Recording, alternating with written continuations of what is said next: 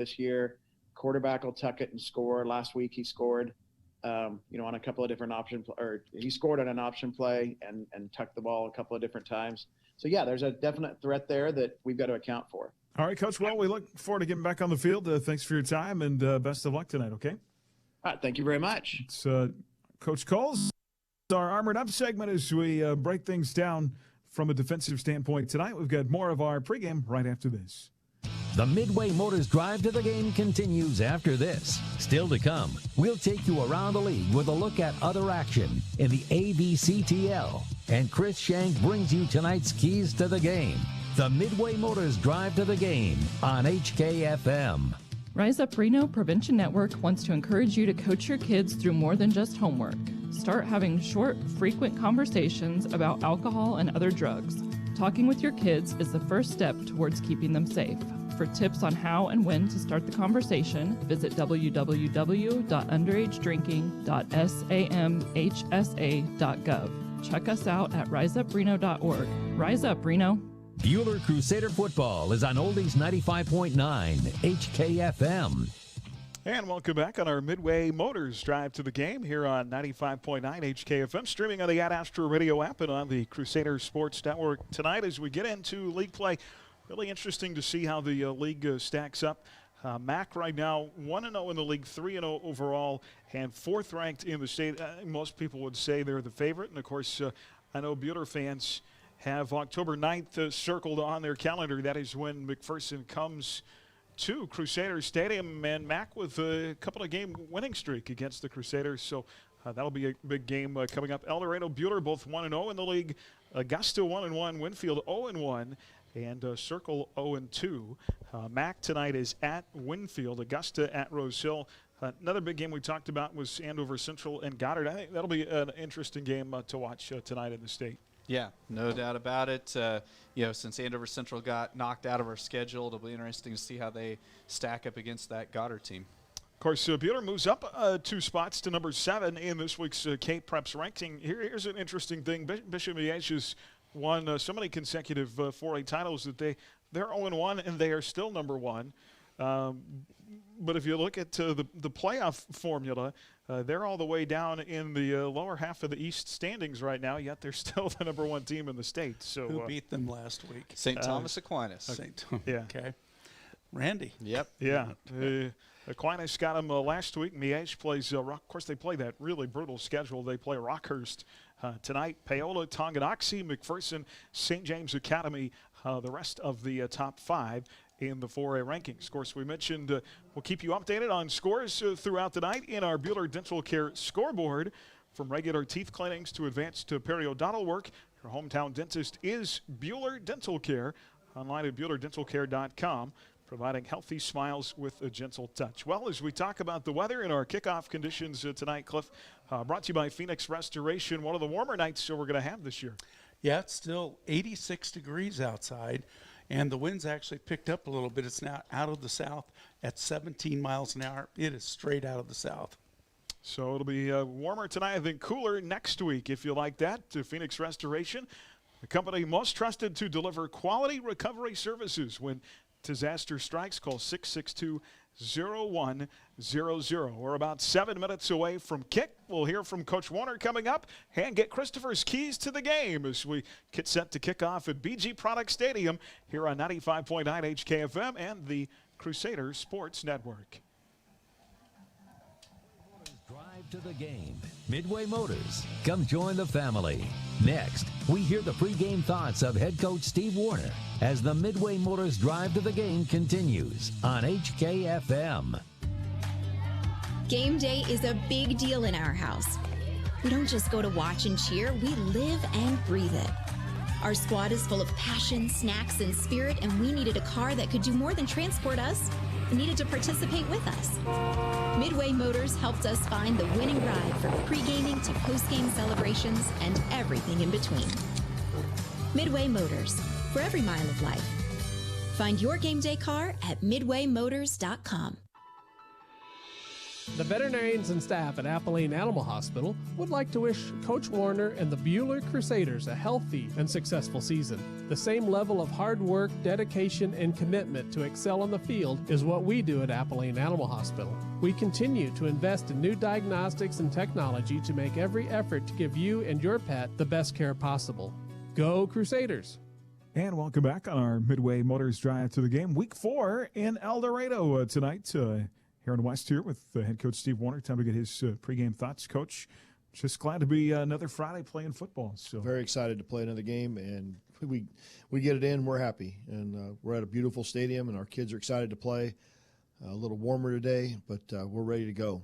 Over the years, I think since they built the new stadium, a couple of times we've had weather delays in the stadium. So it's happened to us several times with them. I mean, we go way back in there. I remember a game we were up by about 50 at halftime and pouring down rain, so we called the game at half because it didn't look like it was going to end up stopping anytime soon. A lightning delay for an hour and 45 minutes, I think, or hour and a half, yeah. Quite a while. And we got that game finished. But still, yes, we've had a lot of weather there. You take on a team that's 2-1 right now in the upper half of the standings in the West, a team that has really been turned around, and a bunch of kids that are playing very hard. Well, they're playing with a lot of confidence, too. They believe in what they're doing, and their coach has them playing very hard. Their defense runs to the ball well, very, very aggressive. They get off the ball well. And offensively, they're a ball control offense. But it's smash mouth football, and then they try to go for a big play with getting outside. Against Augusta, they had a 19-play drive to open up the game, and they scored on that drive. So that's what we don't want. We don't want them to have 19-play drives. That takes up the clock, and they're doing exactly what they want if that happens. And we have to take out their fullback and get him out of the game as far as the game plan, so that he's not able to get 3-4 yards a carry. He's 6'1", 215 pounds, so he's definitely a big load, and we're going to have to take care of him. Yeah, a lot of what they do is just hard-nosed, smash-mouth football. Nothing too flashy about it. They just come right at you. So. And they do it well. And the kids are getting off the ball. They're low. They're aggressive. And on the backside, they're cutting a lot. So we're going to get cut, and we've worked on that all week long, and getting off those cut blocks, because that's something that can be a problem for us. So. Again, we have to be aggressive, and we have to be assignment sound, especially when you're playing a team that runs the option. You have to have everybody in the right place and doing the right thing all the time. Their defense, kind of a version of the 3-4. They're going to do some different things and kind of try and confuse your line and bring some pressure at different times. They will. They're going to move their defensive front, and they're also going to bring the linebackers. So those are things that we need to recognize and be able to take care of with our combo blocks. Absolutely, and see if you can get that running game going. Such a good week last week for Sam Elliott, and I just feel like if you can get him over 100 yards every week, that's a big recipe for success. Well, it is, and he ran so hard and did a great job, and I thought our linemen, we had some great blocks by our linemen that pancaking people, and so that was exciting to see. And Jarrett and Trevor on the big side, and Bo is over there, so I feel like we can run behind that big side a lot. They're very good. How far would a good game tonight too for your quarterback, just to get his confidence going in the right direction? Well, we need to complete 50 to 60% of our passes, and that'll make us all happy. And I know he'll be a lot happier. But we're going to work on the short passing game a little bit and try to have some higher percentage passes for him. All right, Coach. Well, we look forward to the game, and we'll talk to you after. Best of luck on the field. Thank you. That is Coach Steve Warner. We're back with more right after this. You've been listening to the Midway Motors Drive to the Game. Join head coach Steve Warner for the Crusader Coaches Show, Monday nights at 6:30. The first half kickoff is coming up next. You're listening to Buehler Crusader Football on HKFM. From their beginnings in 1989, Wifco Steel Products has grown to be the premier supplier of storage tank hardware in the U.S. and Canada, and they're still growing. Apply today at wifcosp.com. Wifco Steel Products, the experts in steel fabrication. Buehler Crusader Football is on Oldies 95.9 HKFM. And back here to BG Products Stadium in El Dorado as co-captains for each team are meeting at midfield for tonight's coin toss. And we'll get the results of that coming up here momentarily. Buehler coming in at 1-1. El Dorado at 2-1. We'll see if Bradley Neal can have a solid night at the QB position tonight. Just 13 to 41 through 2 games. I'd like to get him going with Ryan Henderson, Dalen Coffey, Brock McCurdy, Bo Van Bruggen in that receiving core. I have Sam Elliott, Colin Rowland, the running backs. And, of course, the big five up front, Jackson Childs, Gabe Barnes, Corey Gilbert, Jarrett Christensen, and Trevor Cooper. A little bit of a wind tonight, which will affect the game. We'll see how that plays out as far as the passing game goes this evening. Defensively for the Crusader Black Knight defense in that 4-4, James Blick, Jared Christensen, Bo Van Bruggen, and Dylan Coffey. We'll also see Levi Atherton up front, Sam Elliott, Colin Rowland, Tanner Tustin are the linebackers, and Cameron Campbell, Deontay Campbell, Levi Perez, and Mason Lipford in the secondary. I think El Dorado won the toss and has elected to receive. Buehler will kick off with the strong south wind at their back and defend the south end zone. All right, Christopher. Well, as we get set to kick off here tonight from El Dorado, let's talk about some keys to the game. Well, you heard Coach Warner in the pregame interview talking about increasing the passing efficiency. You know, they're looking to try to go 50 to 60% tonight. The good news for Buehler, they are facing 2 sophomore quarters, and this is the first year that both these guys have started. So hopefully the Crusaders can take advantage of those guys and have some success throwing. Next key, stuffing the run. El Dorado on the season, 84% on the ground. In their last 2 weeks, they've been 93% on the ground. Buehler, good defensively. They've only allowed 4 first downs rushing, so hopefully Buehler can stuff Zach Wittenberg and crew. And then finally, a fast start. Since El Dorado has lost 14 in a row to Buehler, we need to make sure that El Dorado has that doubt in the back of their head that they lose to Buehler. And it starts by playing good defense here right out the gate and stuffing El Dorado right away. Cody Weiscarver is back in the kicking game after being out last week. Jeffrey Neal, who has been doing a lot of the kicking and punting, will not play tonight because he played last night in the freshman win 48-20 over Salina Central. So in the case of rules, you cannot play. I think it's just 3 days between games, I think is the rule. So it'll be Cody Weiscarver doing the kicking from the 40. Buehler will be in their road all-white uniforms with the matte maroon helmets and the maroon lettering. Black tops, white pants, red helmets tonight for the El Dorado Wildcats. And we are excited to get back on the air with Crusader football and our streaming partners on the Crusader Sports Network. You can find their YouTube channel or find that link on Facebook and watch both audio and video tonight if you like. Yeah, the wind is howling out there, and it did blow the ball off the tee. So they've got it teed up again. We'll get this game underway. So Weiscarver is set to kick from the 40 toward the north end zone. And a little bit of a jump there, and then the ball, I think Weiscarver thought it fell off again. Here we go. There's the kick. Straight ahead. Nice kick into the end zone. First touchback of the season for Weiscarver, and El Dorado will start from the 20-yard line. Their sophomore quarterback Gannon White, just 14 attempts, 4 of 14 on the season is Gannon White. In the backfield, Zach Wittenberg, one of 4 rushers over 100 yards so far, 72 carries, 370 yards, along with Javon Sudgrim and Drew Veach, Barry Summers, Trip Baker are the receivers. 1st and 10 from the 20 underway here from El Dorado on 95.9 HKFM, and a straight ahead carry by Sundgren on first down across the 25 to the 27. Yeah, Tushin in on the stop for Buehler on the first carry of the evening. Up front for El Dorado, Des Stitt, Gavin Bell, Levi Wittenberg, Brock Schell, and Michael Riddle are the 5 up front. Out of that flex bone offense, second-year head coach Wes Bell. It'll be 2nd down and 4 after a gain of 6. White under center. They go with a man in motion, and they'll give it to the fullback, tripped up Wittenberg right across the line of scrimmage. Falls forward to close to the 29-yard line. We're looking at 3rd and maybe a long one. Good stop by the front 4 for Buehler. They were able to get to him before make first contact before he got to the line of scrimmage. That Black Knight front 4 will be put to the test tonight. Looking at 3rd, and let's call it to 2 out of the flex with Wittenberg, or the fullback.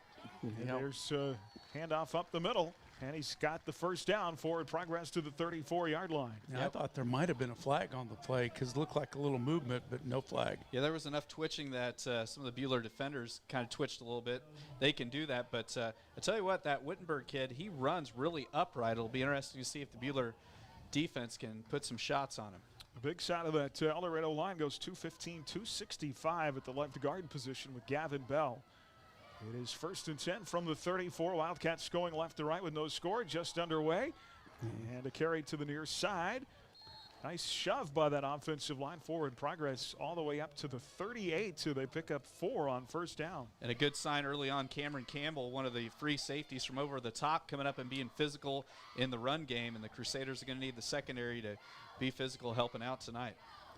Yeah, Colin Rowland came up and hit him pretty hard to stop the forward motion, but not before he picked up 3 yards. Those are the football right in the middle of the field at the 38, the first down stick up at the 44-yard line, 2nd down and 6. And they go with a back in motion, flip far side at the 40. He's got the corner. And close to the first down is Draven Fowler, a senior. Got the pitch from his quarterback, and he's going to be right close to the stick. There's a nice block on the edge that time by Jalen Rice to help spring him. And it is enough yardage for the 1st and 10. They move the chains. No score, just underway, 9:48 to go. Quarter number 1 here from BG Products Stadium. Second first down on this drive for the El Dorado Wildcats. And they've got the ball at the left hash mark here of the 44. Going left to right. Gannon White will be under center with Wittenberg behind him. They'll give him to the big bruiser fullback across the 45 and progress to the 46. Before Buehler brings him down after a gain of 2 on first down. Tanner Tushin with a great fill that time as he hit him low and wrapped up. It is kind of cool. They actually have a video scoreboard, and they do replays. We're not used to having that technology available to us. Kind of feel like kings when we come here. Yeah, the big time. 2nd down and 8. 6 straight running plays to start the game for the Wildcats. From the 46-yard line, nearing midfield. And there's a fake and a pitch, flag out. Yeah, they had 2 men in motion that both time. of their wing backs moved simultaneously, and you can't have 2 guys in motion at the same time. Drew Veach had the carry across the 50 into Buehler territory at the 48, but I would imagine that is coming back. Yeah, it'll move it back, so it'll be 2nd and long. So that's the one good thing for Buehler. It's going to be the first time that we've kind of got El Dorado off a schedule down and distance-wise.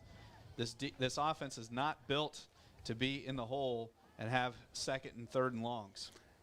Yeah, you get penalties, it throws them out of sync. Yeah, not a big play offense. It's been the big plays that have hurt Buehler. They've given up 12 in 2 games. You look at this, 6 touchdowns, and 5 of those that the Black Knight defense have given up have been longer than 20 yards. So see if they can hold that down tonight. 2nd and 14 after the penalty flag pushes them back to the 41-yard line. Here's a pitch near side again.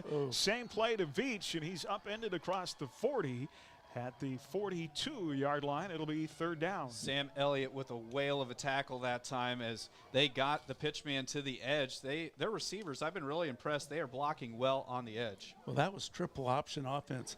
They had a couple fakes and then finally went outside, but Elliott came up and slammed the door. And they like Veach as their speed guy, the sophomore, 6'1", 175 on the outside. He came in 19 carries, 156 yards, but averaging 8.2 a carry. Wow. And so he's a guy to contain. El Dorado with some adversity here, 3rd and long. It'll be interesting to see where they go. They have attempted just 14 passes, only 79 yards in 3 games. And timeout. Head coach Wes Bell wants a timeout. 7:47 to go in the first. And no score from El Dorado here on HKFM, live from the Allen Samuels broadcast booth. Your experts in design and installation of carpet, tile, wood, and vinyl floor covering. Proudly sponsoring Buehler High School activities, Newfeld's Flooring in downtown Buehler.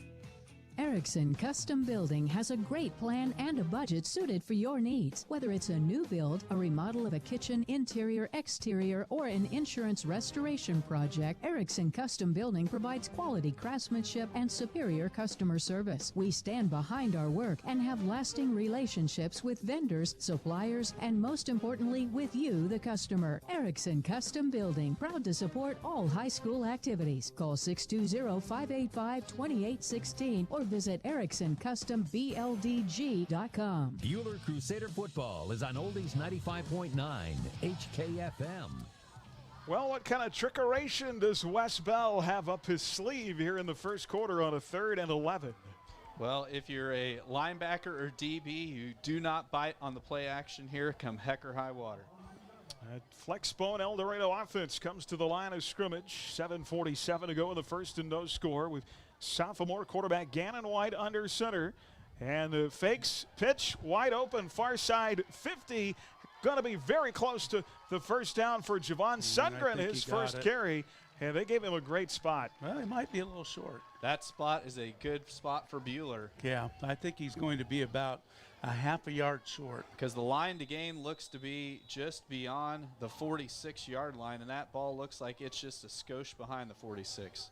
Well, they did fake, as you talked about. You can't bite on that initial fake. You got to wait it out and be patient, be disciplined. Well, they have really done a great job of blocking on the edge tonight. Our corners are really having a tough time fighting off the blocks thrown by their wideouts. 4 yards on the pitch to Sundgren, and he looks like length of a football short.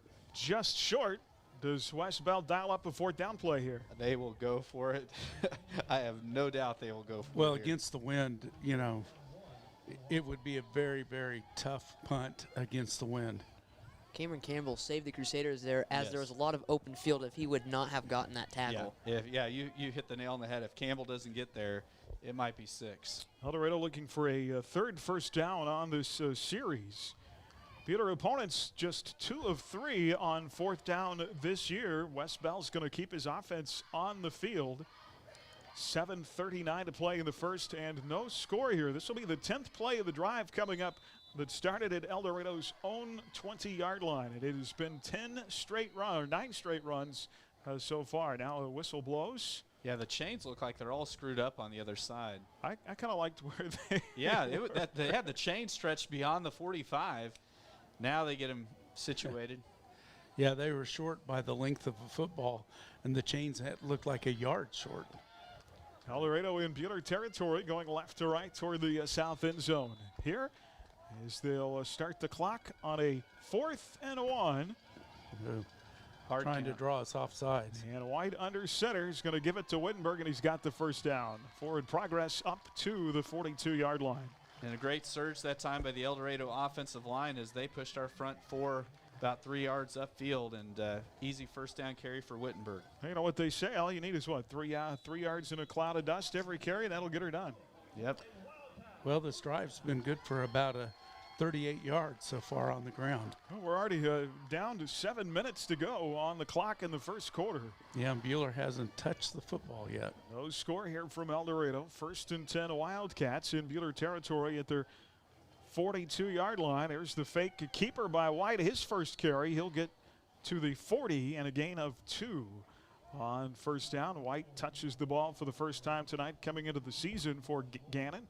29 carries, 156 yards. Yeah, Colin Rowland, the outside linebacker, doing a nice job defending the option, reading his read keys, and taking down the quarterback. You know, you talk about trickeration. This whole offense is built on trickeration. And that's the kind of stop you want as the Black Knight defense, because they've been allowing 3, 4, 5 plays a yard or yards a play. Just 2 there. 2nd down and 8. And the pitch this time to the near side, breaks out of an initial tackle. Going to be close to another first down. That is Rice on the carry for El Dorado, Jalen Rice. And it will be a first down. They mark it all the way up at the 31-yard line, so it's a gain of 9 yards. Yeah, they fake the handoff to the, and then, you know, like I say, they're doing lots of options out there. Yeah, the Buehler defense really collapsed around Wittenberg that time, and that was able to create a seam here on the near side. They've kind of got us back on our heels right now. Well, the El Dorado running back's doing a good job of getting to the edge on that pitch play. Now Wittenberg just pounding it forward for close to 10 yards. They're going to give him 8, and the spot is across the 25 at the 23-yard line. That was now they go quick count. Yeah, no huddle. Back to Wittenberg, bangs inside the 15 to this near sideline. And he's got another first down for the Wildcats. Cross the 15 up to the 13. 10 yards in the no huddle. They're going to do it again. Yeah, El Dorado is really dominating the line of scrimmage. Wittenberg again trying to dive low at the line of scrimmage this time and held for no gain. Yeah, good tackle out there made by James Blick. Well, really, other than that play, the Crusaders have been tackling with their arms, and you want to do more of a double leg takedown. but they've been tackling more of their arms, and so they've been unsuccessful with their I tackles. don't know if we've been tackling anything right now. Well, you know, Coach Warner talks all the time about long sustained drives, and this would be the definition of that. One penalty on this drive for El Dorado, but they've been able to overcome that. The double-armed takedown, is that what? That sounds like some wrestling technical term there. 1st and 10 inside the 15 for El Dorado. Actually, There's the second fake and 10. to, 2nd and 10. Fake that time didn't work, so they faked it to Wittenberg. The handoff to Veach around this near edge, and he is going to lose yardage back to the 14. And now it's going to be a 3rd and 11. Yeah, good to see Buehler defending the perimeter better that time. We need to stop right here. If they could force him into 4th and long, then it would be decision time for Bell. I don't think it's much of a decision with this wind. Well, in El Dorado, a team that rarely, I've watched them on film, they rarely kick extra points. They most of the time go for a 2-point conversion, so they don't have much of a kicking game. 3rd and 11 here. It's going to be Wittenberg pounding his way forward to the 10. Looking at a good 4th and long. They mark him shy of the 10. So Buehler's got a chance to stop him here deep in their own territory. Yeah, 4th and 7. Huge down for Buehler. It'll be interesting to see if El Dorado attempts their first pass here. It'd be very demoralizing for the Wildcats to drive the field down like this and then get stopped short of the goal line. Big play for the defense. From their own 20 to the Buehler 10, facing a 4th down and 6, 1 for 1 on this drive in 4th downs. They fake to Wittenberg. White is going to keep it, and he's going to be stopped shy of the 5-yard line. They mark him all the way back at the 8. It's going to be a turnover on down. Great play by Bo Van Bruggen, bringing him down on the option keeper. And so, yeah, you mentioned it. I mean, El Dorado marches it from the 20 all the way down inside the 10. And We have stuff 'em. 3:46 left to go in the first quarter. They owned the ball for over 8 minutes, and they have nothing to show for it. That was an 18-play drive that ends in a turnover on downs at their 8-yard line. Well, Coach Warner talked about how last week they had a 19-play drive against Augusta to open the game and how we needed to do better. We did one better. Out of the eye on 1st down for the Crusaders, deep in their own territory. They hand it off to the fullback on 1st down, and nowhere to go for junior Colin Rowland. He did not have a good handle on the football. They mark him back to the 6-yard line, a loss of 2 for Colin. That's just the 10th time this year he's touched the football, and El Dorado's 3-4 defense snuffed that out. This would not be a good place to cough up the football. No. 2nd down and long, 2nd and about 13. Well, we may see that passing attack you're talking about. Sam Elliott went for 199 last week, a career high, averaging 5.6 yards a carry on the season. He had 3 touchdowns last week. 2nd and 13, 3:03 to go in the first and no score. Peter out of the eye with a single receiver to the far side of the field. They go with a double tight set. Sam Elliott with the inside handoff gets across the 5 and up to the 6. So he gets the 2 yards lost back, and we're looking at about 3rd and 11 here. El Dorado just flat out jamming the box. They had 10 guys in the box that time. Jalen Rice, one of the middle linebackers, making the stop. Well, this is obviously a passing down, and we need to take advantage of having the wind at our back and find somebody open about 10, 15 yards downfield. It's called 3rd and 12 from the 6-yard line. I'll put Brad under center. Tight end Van Bruggen on the right side. Out of the eye. Single receivers either side. Brad's going to roll out, wants to throw in his own end zone. He's got to get rid of the football. He just lost the ball in the end zone. He fumbles the football, and who lands on it? If El Dorado, they say the Wildcats have got it for a touchdown in the end zone. Rough play that time. Looked like they got a face mask on Bradley, but no call there. That is Connor Clausen, the junior outside linebacker, who lands on the football. Bradley with no time. There's a face mask right there. They grabbed a face mask and did not get the call. Yeah, and that's exactly why Bradley lost the football, because he had it, and that he came through. Clausen just ripped his head down, and that's when it came out.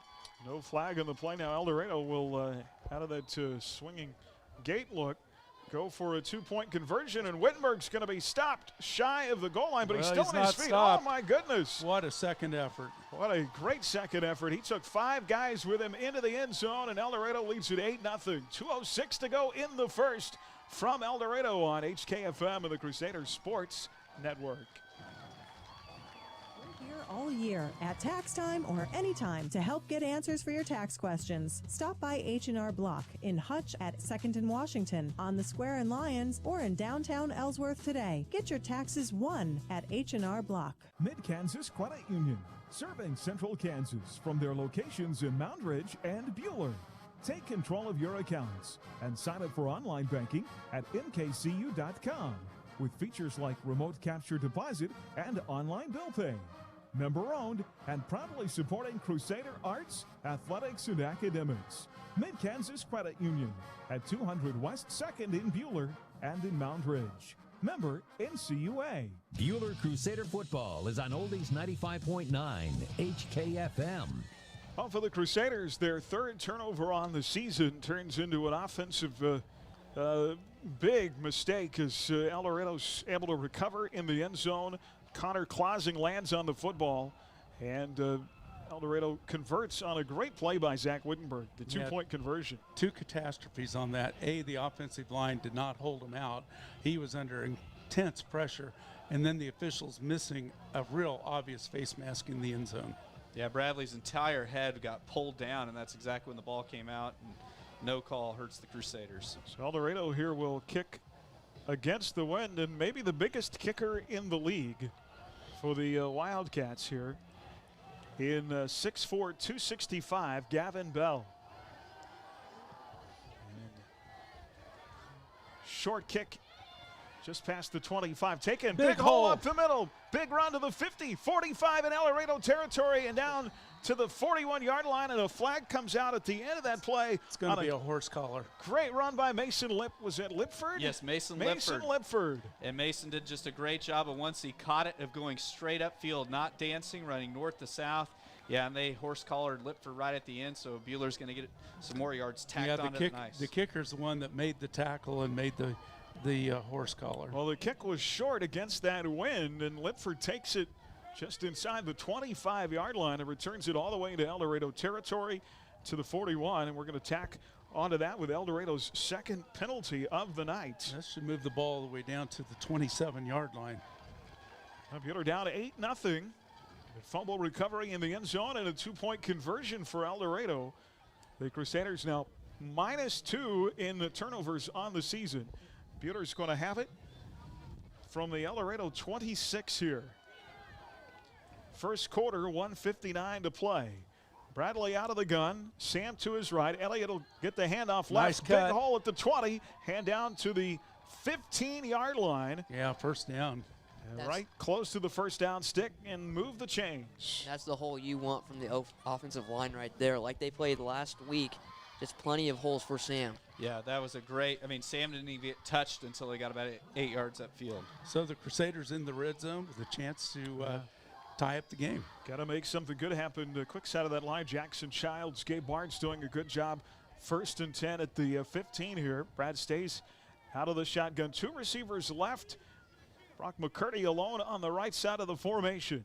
They'll take the snap again. A handoff to Sam up the middle at the 10. Breaks 5. tackle. Breaks Touchdown. a tackle into the end zone. Touchdown, Crusaders. What a great hard carry right up the gut by Sam Elliott. Great job by the boys up front opening some holes. And Coach Warner always says when something bad happens, make something good happen. And that's exactly what the Crusaders did with that nice drive. So are we going to go for 2 or kick the point after? Buehler has not attempted a 2-point conversion in their first 2 games, so this would be a first. Sam Elliott with 1:30 to play here in the first. Yeah, we're going to line up for 2. And Elliott with the touchdown. They'll go for the 2-point conversion. Brad under center. They go with a 2-tight set and a wingback in motion. Out of the eye.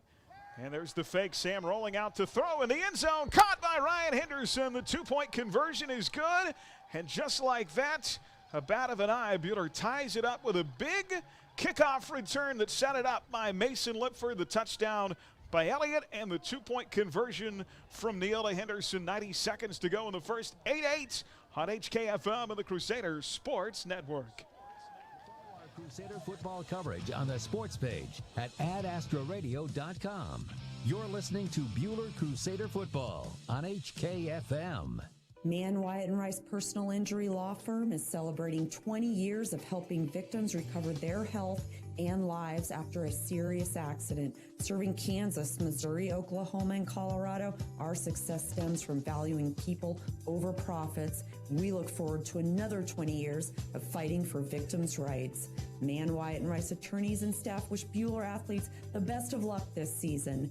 Mann, Wyatt, and Rice, trusted, experienced, compassionate. Buehler Crusader football is on Oldies 95.9 HKFM. Well, you want to make something good happen. You talked about that. How about the return by Mason Lipford that set up that two-play score? It was a great return, and then a couple hard runs by Sam Elliott and a nice conversion, and the Crusaders are right back tied. Wise Carver with a kickoff drives the return man back to the 5-yard line across the 20. Flag comes out from all the way on the other side of the 50. As a return man that time for El Dorado. Yeah, Matthew Eddy, the JV quarterback, making the tackle there on special teams. And usually when there's a flag on the kickoff, it should be good news for the Crusaders. At football sitting at the 23-yard line after the return by Javon Sundgren. And Cody Weiscarver has an absolute boot. He's just 3 yards back, and then he just kicks it to the 5-yard line, looks like with ease. Holding on the return team is the call. Yeah, it doesn't hurt anything, though, to have a 17-mile-an-hour wind at your back also. That official's got good eyes. He was about 30 yards from that play, and he whipped the flag out in a hurry.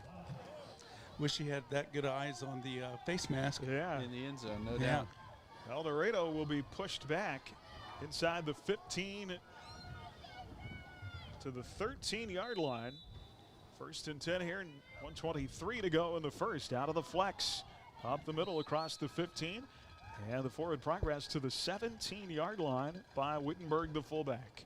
A nice play made that time by Dalen Coffey, and I tell you, Wittenberg is a guy that I don't know what his season high for carries is, but I have a feeling he's going to maybe reach that this evening. He is a horse, 72 carries, 370 yards coming into the game. But not built like your typical running back, 6'2", 210, at least not one that gets a ton of carries. Yeah, and he runs really upright, so that's one of those deals. Hopefully the Crusaders can keep on tackling him and putting some hits on him. Compare that to Sam Elliott at 5'7", 160. 2nd down here for the Wildcats. Carry to the near side. Up to the 18-yard line. Yeah, the little quarterback for El Dorado took a pretty good shot, Gannon White. You know, he keeps the ball a lot, and that time his direction changed suddenly. Gannon White stopped at the 18, and El Dorado looking at a 3rd down and 6. And that'll be the you're going to let the they take a timeout. Buehler took a timeout. Wow. Crusaders take a timeout, 20 seconds to go. That's a smart timeout. They want to make El Dorado, if they have to punt against the wind. Kick against that wind. Timeout in El Dorado with 20 seconds left in the first on HKFM and the Crusaders Sports Network.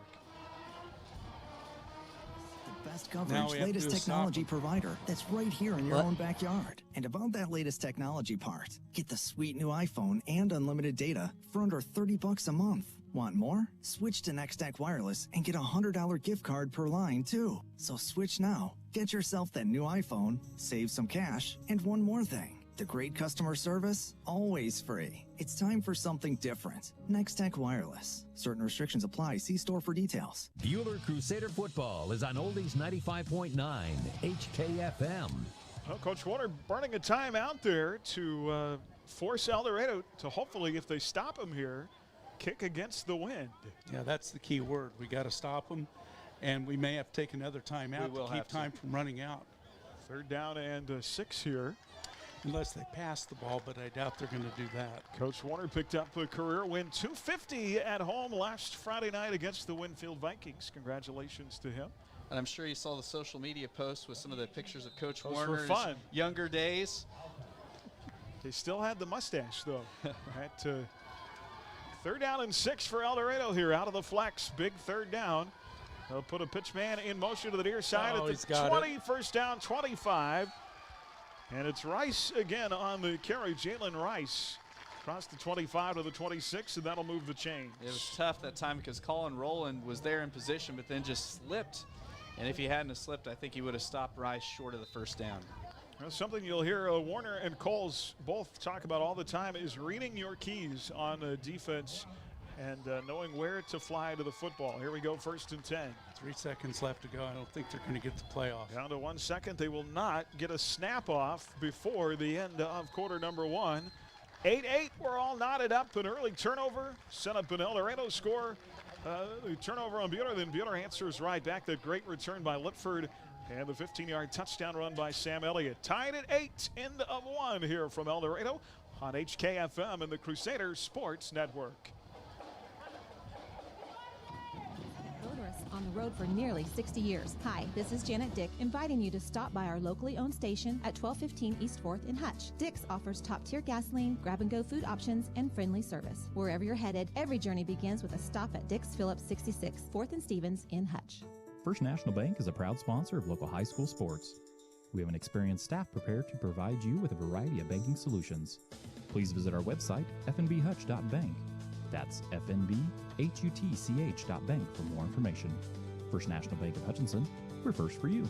Visit one of the First's 5 convenient locations in Hutchinson, including inside Dillon's Marketplace. First National Bank of Hutchinson, member FDIC.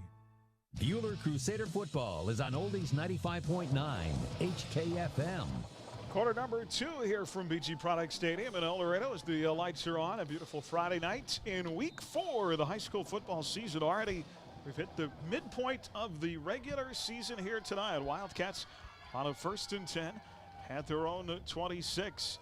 And the handoff to Wittenberg straight ahead and picks up maybe 2 yards. Give him 3 on 1st down. I'd say 3 yards in a cloud of dust, but it's artificial turf. One thing you can tell for sure, you talked about all the history between Buehler and El Dorado. This is a much improved El Dorado football team. Much more physical team, playing very hard. In some years that hasn't been the case. Yeah, I've really been impressed with their line play. Traditionally, El Dorado has really struggled there, and their guys are doing a nice job up front. It'll be 2nd down and 7 now for the Wildcats. Wittenberg again. This time the interior of that Buehler defense stops him right at the 30-yard line after a gain of 1. Tushin and Blick in on the stop for Buehler, and that time they did a great job of just hitting Wittenberg as soon as he took the handoff. 3rd down and 6. Buehler D maybe is making some adjustments and handling all this option stuff that they're looking at. Well, Tanner Tushin at 6 foot, he still gives up more like 40 pounds to Wittenberg. So that tells you just how physically built Zach Wittenberg is. 3rd down and 6. Wildcats converted on their last 3rd down on this drive. 10:43 to go. 8-8 2nd quarter. They're going to fake. Pitch to the near side. 30, 35, 40. 1st down. Drug out of bounds at the 44-yard line. This time it is Sundgren, the junior slot back with the carry and a 1st down up at the 44-yard line. Well, Wittenberg has been such a threat up the gut. They faked the dive to him. A lot of the Buehler defense bit on it. Then they just went with a pitch out to the left. And coming up to try to make the stop was Cameron Campbell, but he just kind of whiffed on the tackle. 1st and 10. El Dorado's been able to move the ball pretty much at will here in the first half as they bring Jalen Rice back on the field at slot back here on 1st and 10. Out of that flex bone look and a handoff. Near side, Wittenberg, another hard run. Flag out at the end of the run at the 50-yard line. Nice to see the Buehler defense being so physical. There's about 4 or 5 hats helping to finish off Wittenberg, and a late flag. It'll be interesting to see what they call. Unfortunately, it's not before he picked up 6 yards. Stopped at the 50. So far, Buehler has not had a penalty tonight. They had just 1 last week in the win over the Vikings. 2 penalties already on El Dorado in this game. And we'll get the official call here.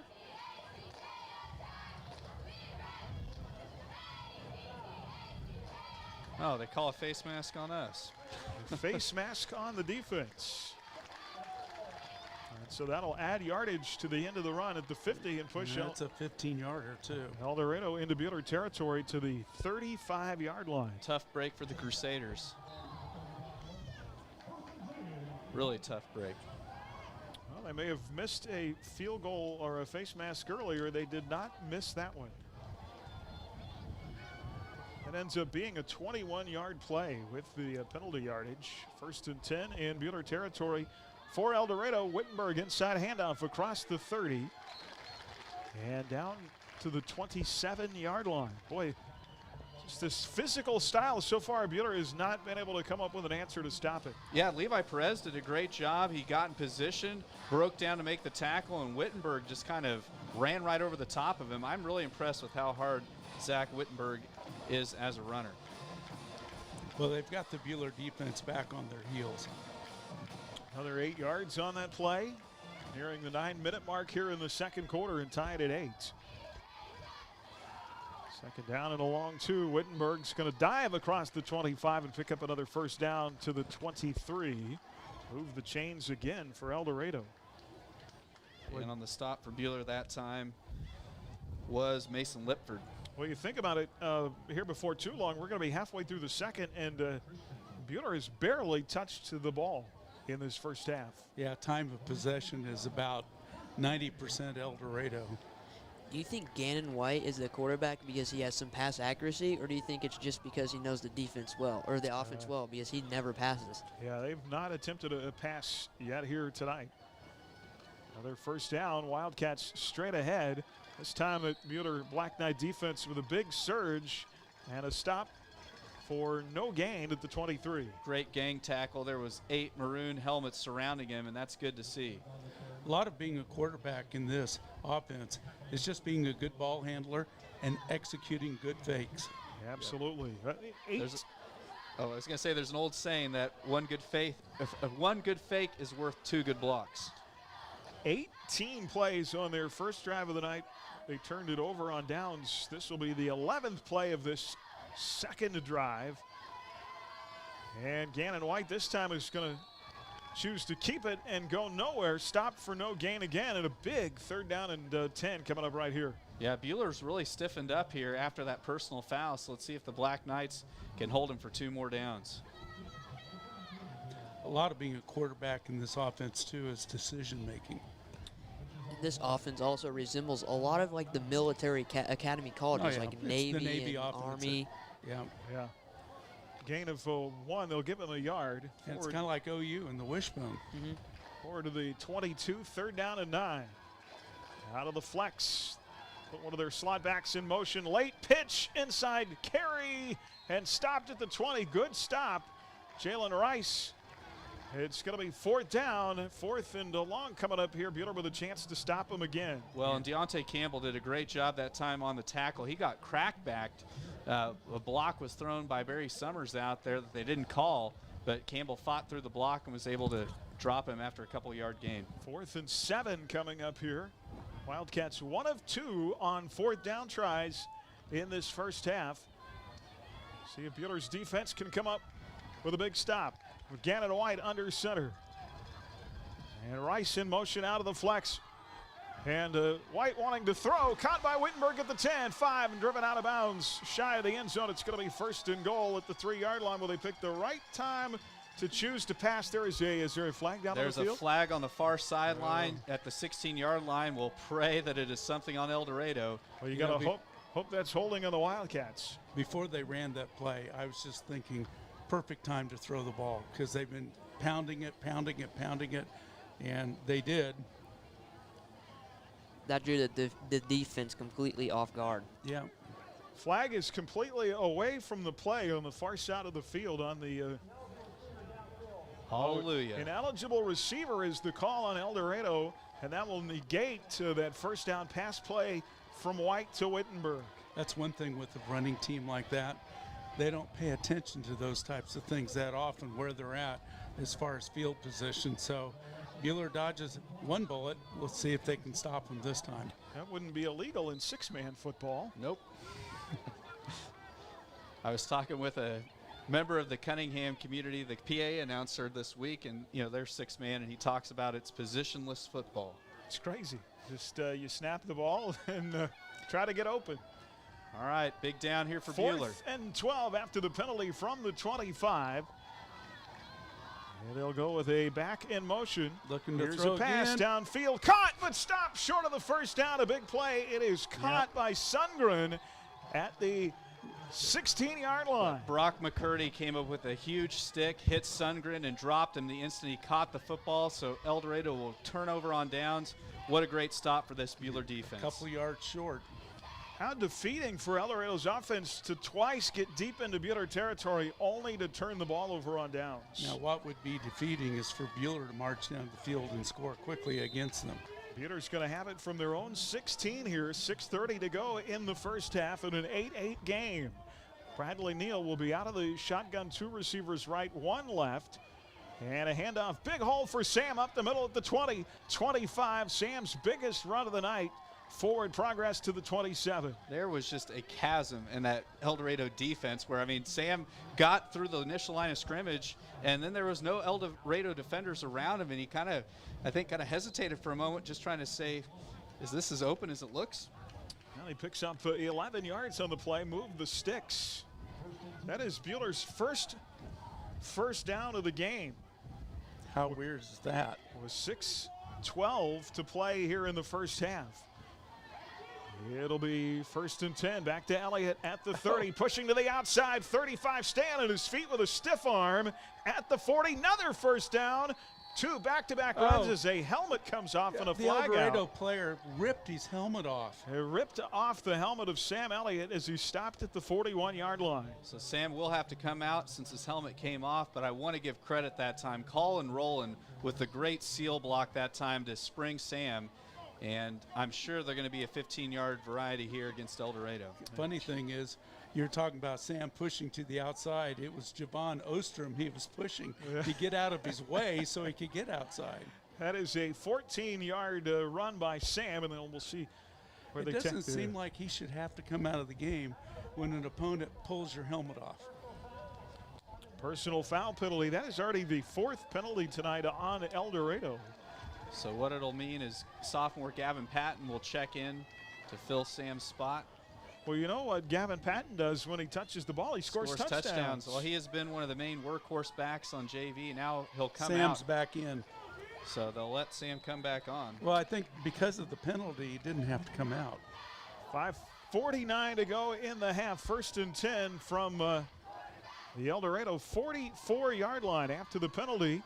And a near side flags out everywhere. There may be a face mask there. Actually, to the far side. I saw a hand go to the face, and it may be another face mask called against El Dorado. Well, Coach Warner was kind of reading call and roll in the riot act that time from the sideline, so I think it's maybe going to be carry across the 40 to the 38 is where the ball sits. Penalty on Buehler, we'll see. That is a 6-yard gain. A blindside block is the call on the Crusaders. So the gain of 6 will be negated and then some. That is going to put, oh my goodness, that pushes the ball all the way back to the El Dorado 40. That is a big one. That's a costly penalty. Well, something bad happens, makes something good happen. What is it, 1st and 26 here? First and forever, high snap. Handoff, Elliott, big hole, 45, 50, gets a bunch of it back into El Dorado territory to the 48-yard line. Well, Bradley Neal showcased some of his baseball skills that time as he just reached up and brought that snap down, and good hard run by Sam. Yeah, he averted catastrophe because that snap, if it got over his head, who knows how far back it would have gone with the wind blowing it that way. And once again, Sam had several yards after contact. High snap by Gilbert that time, taken by Brad. It'll be 2nd and 15. Nice run by Sam. They will stay with Neal under center. Bunch formation to the far side. Brad's going to option around the outside and upended at the 45. He picked up 2. And we're looking at 3rd down and 11 here with 4:46 to go in the first half. Clock continuing to roll. Buehler in 4-down territory here potentially. Yeah, against the wind, I wouldn't be surprised to see him go 4 downs if they need to. So much of it here is if we can just lop off about 5 yards here. It's a little easier pill to swallow going for it at 4th and 5 than a 4th and 10. I've already lop off about 12. El Dorado brought the house that time, and we're looking at a 3rd and 11. Out of the gun, trips right, single setback is Elliott to the right of Neal in the shotgun, standing at the 50, takes the snap, pressure off the edge, the screen pass. Here's Elliott at the 40, 35, and stumbles forward to close to the first down. I think he's going to be right at the stick at the 34-yard line. Looks like they're going to mark him about a yard shy, so he got 10, needed 11. We'll definitely go for it here. And great job by big guard. A terrible spot. Jarrett Christensen. I just watched the replay, and he did not hit the ground until a yard later. All right, well, they give him 10 instead of 11, so they need a yard. 4th and 1. You mentioned Christensen. Yeah, Christensen threw the block that time that sprung Sam for the big yards. Peter's going to go for it on 4th down. They are just 2 of 8 on the season on 4th down tries. And they'll go with 3 backs behind Brad under center. They'll give it to the 3rd guy through. That is Sam Elliott. 1st down and then some. Boy, got way more than he needed across the 30 and up to the 26. I tell you what, is a thing of beauty to watch Sam Elliott's legs churn. That time he just put the shoulders down, kept those knees a driving, and just willed his way across down to the 26. 9 yards on that play and moved the chains with 3:14 to go here in the half. 1st and 10 from the El Dorado 26. At the right hash mark. Buehler going left to right toward the south end zone here in El Dorado. Neal out of the gun. 2 receivers left, 1 right. Elliott on the ground and tackled for a gain of a yard at the 25-yard line. Yeah, Jalen Rice really had a big tackle that time, because if he doesn't make the tackle, there wasn't a Wildcat within 10 yards upfield of Sam Elliott. Well, if you're Buehler, boy, got to get something out of this drive right here. Tied at 8. Each team has completed a 2-point conversion, 2:37 to go here in the first half. Wildcats, who have dominated the time of possession in the first half on just 2 drives, have taken most of the first half. 2nd and 9 here. Neal under center. Single receivers either side of the I formation. Back to the ground. Elliott squirts through a hole at the 20, 15, and stumbles across the 15 up to the 13. Not much of a hole, but Sam didn't need much of one and moved the chains. It'll be 1st down inside the 15-yard line. It would be very demoralizing for El Dorado to have dominated the time of possession, moved the ball up and down the field, and have Buehler take the lead. I don't think any of the 3 of us could squirt through that hole like that. Elliott is so strong. I could. 1st and 10 at the 13 from the right hash mark. Out of the gun, here's Brad to throw on 1st down. McCurdy inside the 10. He'll be tackled at the 9-yard line, met immediately. But again, as we talked about, just making completions, that is going to increase the confidence of the quarterback. Well, I love the play call and the ride down here. We were talking about a great way to get some confidence in Bradley's steps is just having him catch out of the shotgun and complete those short passes, and he did that right there. Well, time out of the field, 1:44 left in the first half. 8-8 with Buehler driving on HKFM and the Crusaders Sports Network. Cares about his patients. He knows his stuff. He is easygoing and makes you feel really comfortable. It can sometimes be intimidating going to the dentist. He does everything he can to ease your worries, especially with the kids. Hi, this is Dr. Corey Ediger, inviting you and your family to call me at 663-9136. That's 663-9136. Or stop by my office at 200 East 30th to make an appointment today at Ediger Family Dental. Their patients come first. Buehler Crusader football is on Oldies 95.9 HKFM. Well, that pass on 1st down from Brad Neal to Brock McCurdy. Good for 5 yards for Brock. That is his 7th catch of the season now with 69 yards receiving in 3 games. 2nd down and 5 here inside the 10 at the 9. Buehler driving deep in El Dorado territory with $1:48 left in the first half. Out of the I formation. And Bruggen, the tight end, lines up on the right side. It'll be a tailback handoff to Elliott inside, pushing forward to the 6.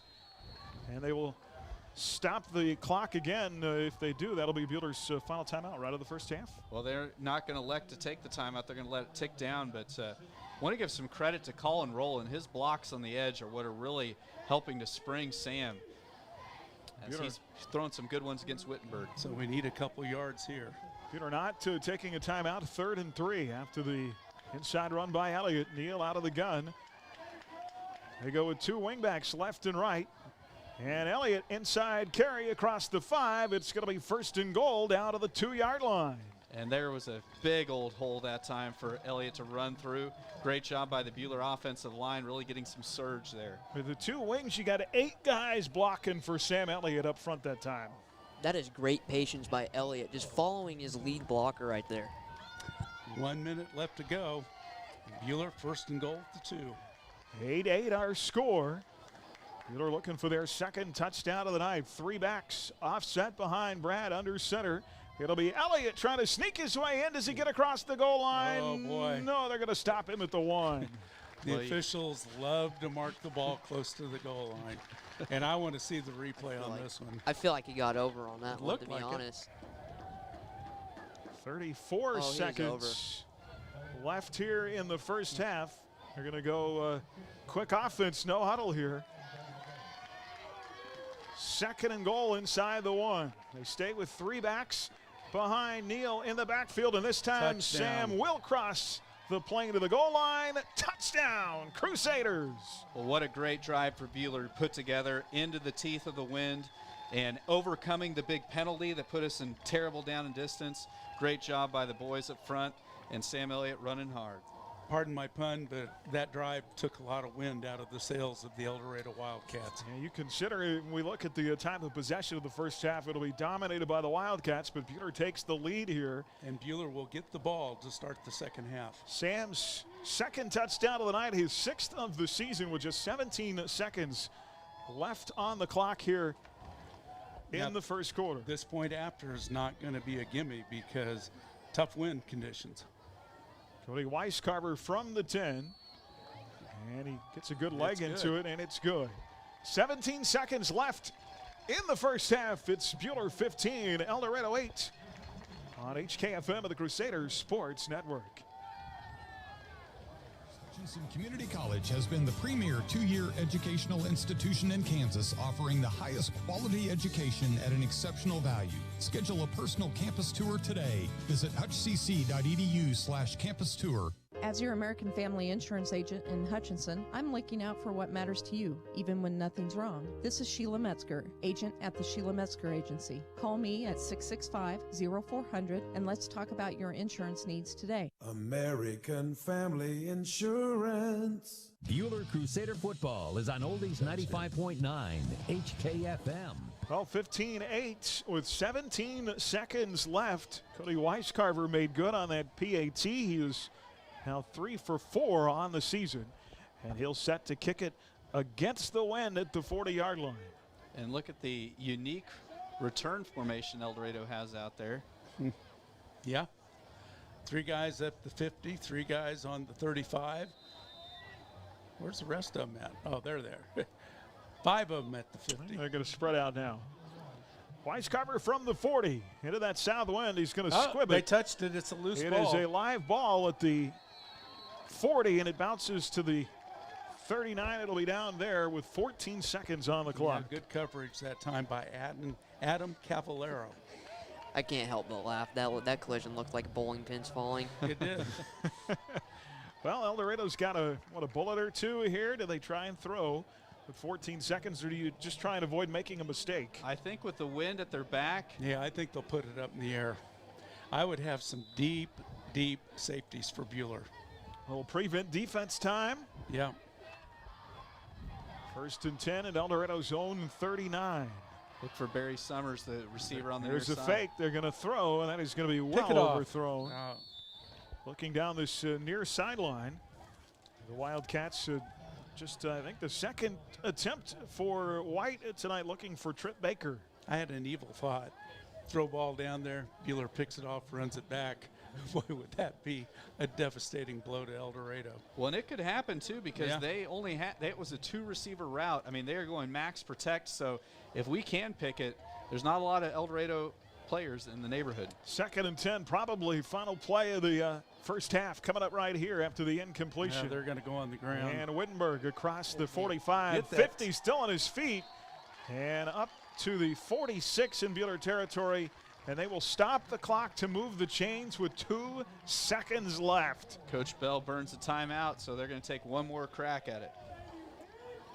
One more play left in this first half as a big carry by Wittenberg goes for 15 yards. What makes him so tough to bring down? He's big, he's strong, he's fast. Well, and other than that, I don't know. And the thing about him, too, if you notice, I mean, they don't run him to the edge at all. I mean, every handoff he's getting, it is straight ahead, you know. And those running. are the hardest yards to get on the football field. Yeah, and they do a nice job. I mean, their offensive line, I've been really impressed with El Dorado's offensive line tonight. Well, that triple option threat, you know, helps loosen up the defense. Because you can't overplay him running up the middle because quarterback may keep it, pitch it to the outside. You know, you've just got to play sound. You got to play your position defensively.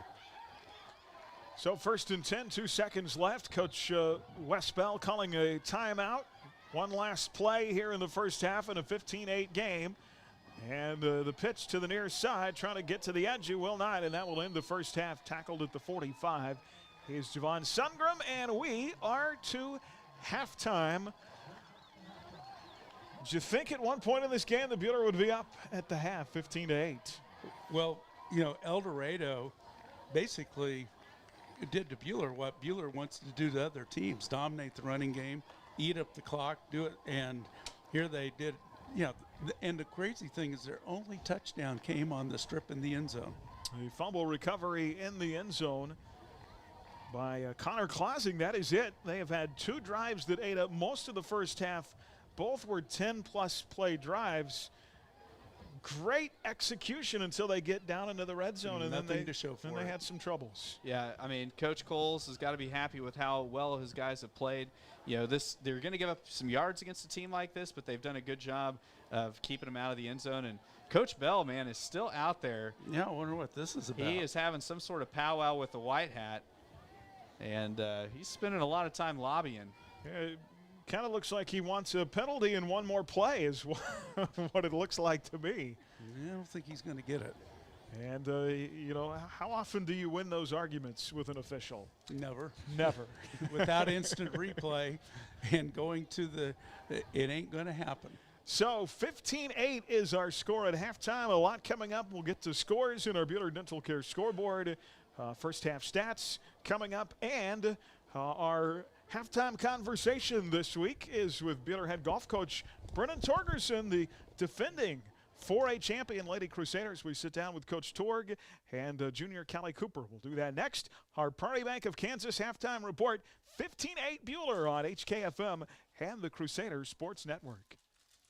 For tonight's Prairie Bank of Kansas halftime report. Prairie Bank of Kansas, serving Central Kansas since 1886. Coming up, we'll bring you stats and analysis from tonight's first half. Your home for Crusader football is Oldies 95.9 HKFM. As your community bank, Prairie Bank of Kansas is always looking for ways to make banking more convenient, like e-statements. Eliminate the need to file your monthly statements. Now you can be notified the moment your statement is available and easily access it online. Sign up for e-statements online at prairiebankks.com or visit one of our locations in Stafford, Buehler, Inman, or Hutchinson. Prairie Bank of Kansas. How banking should be. Neufeld's Flooring, your experts in design and installation of carpet, tile, wood, and vinyl floor covering. Proudly sponsoring Buehler High School activities, Neufeld's Flooring in downtown Buehler.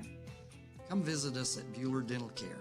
Our friendly and experienced staff is here to help give you the best care around, and we like to have some fun and get to know you while you spend time with us. From regular fillings, cleanings, dental implants, or even if we have to, extractions, we can provide the treatments you need. We are always accepting new patients, so be sure to call us at 620-543-2768 to schedule your next appointment, or email online at drdalldds@gmail.com. Buehler Dental Care, providing healthy smiles with a gentle touch. Hello, Bruce Isaacson here with the Isaacson Insurance Agency. Effective September 1st of this year, I have moved my office to 1700 East 30th, Suite D, just east of the intersection of 30th and Waldron. Stop in for your free insurance review on your auto and home, or simply call 727-0653. You'll be glad you did. And welcome back here at halftime as we focus on the girls golf team, joined by head coach Brennan Torgerson and golfer Callie Cooper. Thanks, guys, for your time. Appreciate it. Welcome in. Thank you. Glad to be here. Thank you. Coach, let's talk a little bit about your season. I know you've had a handful of second-place team finishes. Things have been pretty solid so far for you. Yeah, we've had 4 tournaments in 4 seconds. And so we've been pretty pleased with that. And starting to, we're halfway through the regular season now, and are starting to see some improvement in some areas with our players, and hoping that we can continue to make some positive steps and continue to improve and to kind of be ready for league and regional time. Every year is its own animal as you graduate seniors, and then who's going to be that next group of girls to step up, and guys always seem to find a way to be able to do that. So, yeah, we've been pretty fortunate. We've had some girls that have worked hard, and this year we returned Riley Cannon and Lauren Speck as seniors, and then Callie Cooper is our junior returning from the state championship team, and we've had Carly Wiggins, who's a senior, and Nora Sanders is also in our varsity now, and then Marley Cooper, which is Callie's little sister, is also in our top 6 right now. So, we've had 3 new people come in, and it's just an adjustment. It's an adjustment from playing JV golf to playing varsity golf, or in Marley's situation, had never played golf in high school golf. So, just all those adjustments just take time. And, there's sometimes that there are things that they don't know because they don't know it yet. And you and I were talking, they've changed a little bit as far as postseason formats go. So, obviously a lot of attention gets focused on individual performances, but really at the end of the day, it's the collective performance as a team that's important, and getting all 5 or 6 of your golfers playing well by the end of the year. Yeah, it's for me, it's a team sport. And, what we're interested in is putting our best foot forward and playing the best team golf that we can.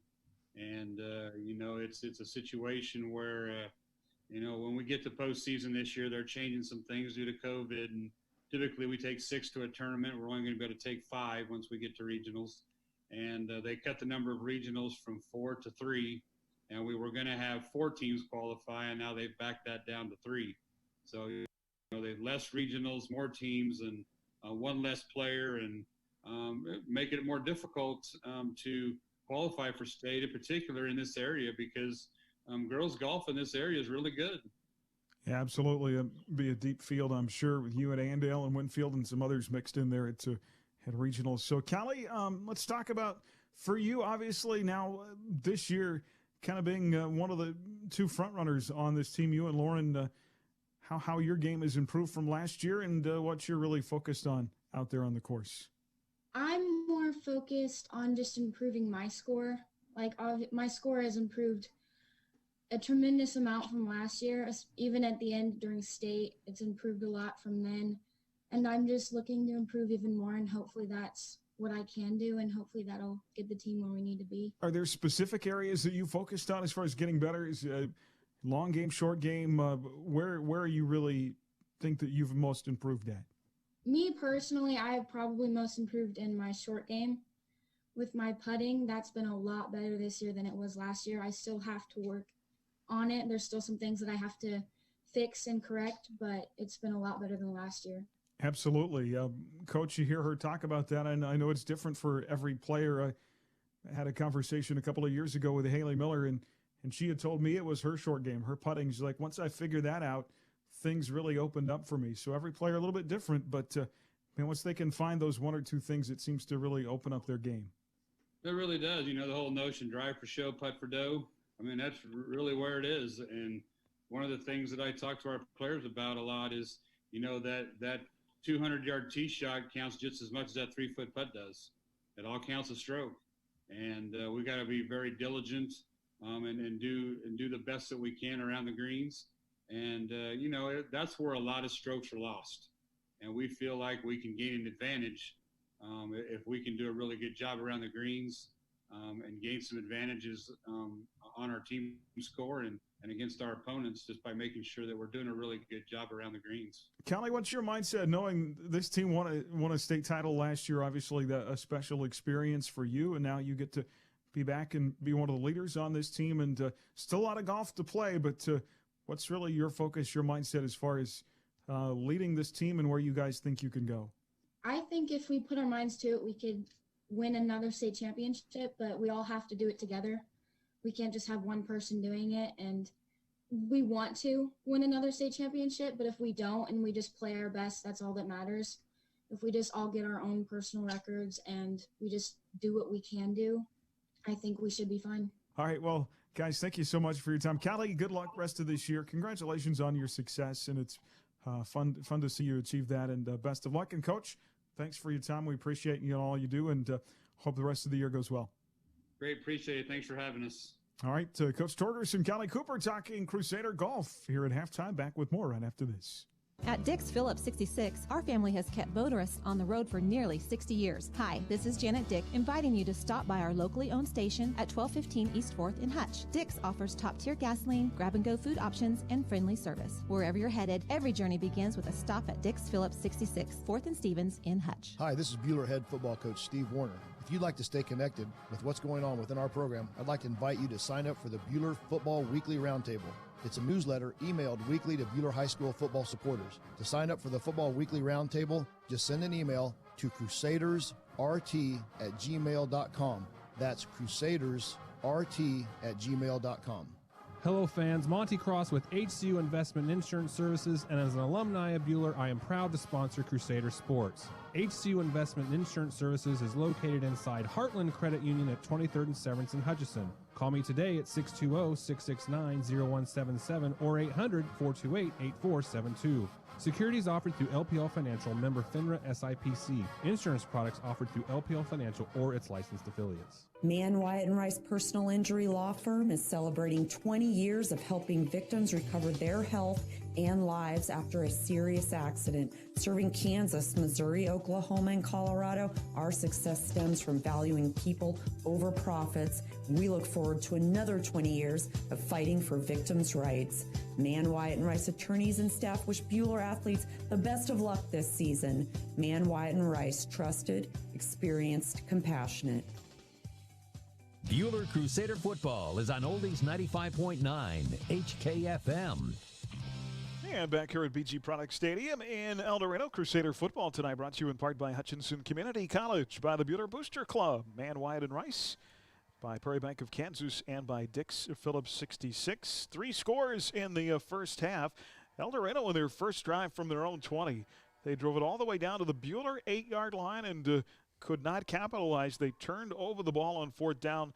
Buehler got it back at their own 6. 2 plays into the drive. They fumble in the end zone, recovered by Connor Clausing. A touchdown with 2:06 to go in the first. And El Dorado capitalizes on the 2-point conversion to go up 8-0. A great kickoff return for Buehler after that touchdown by Mason Lipford. Gets the ball to the El Dorado 26. And the Crusaders able to score in 2 plays. Sam Elliott on a 15-yard run. 90 seconds to go in the first. Buehler's 2-point conversion good from Brad Neal to Ryan Henderson to make it 8-8. And then El Dorado again.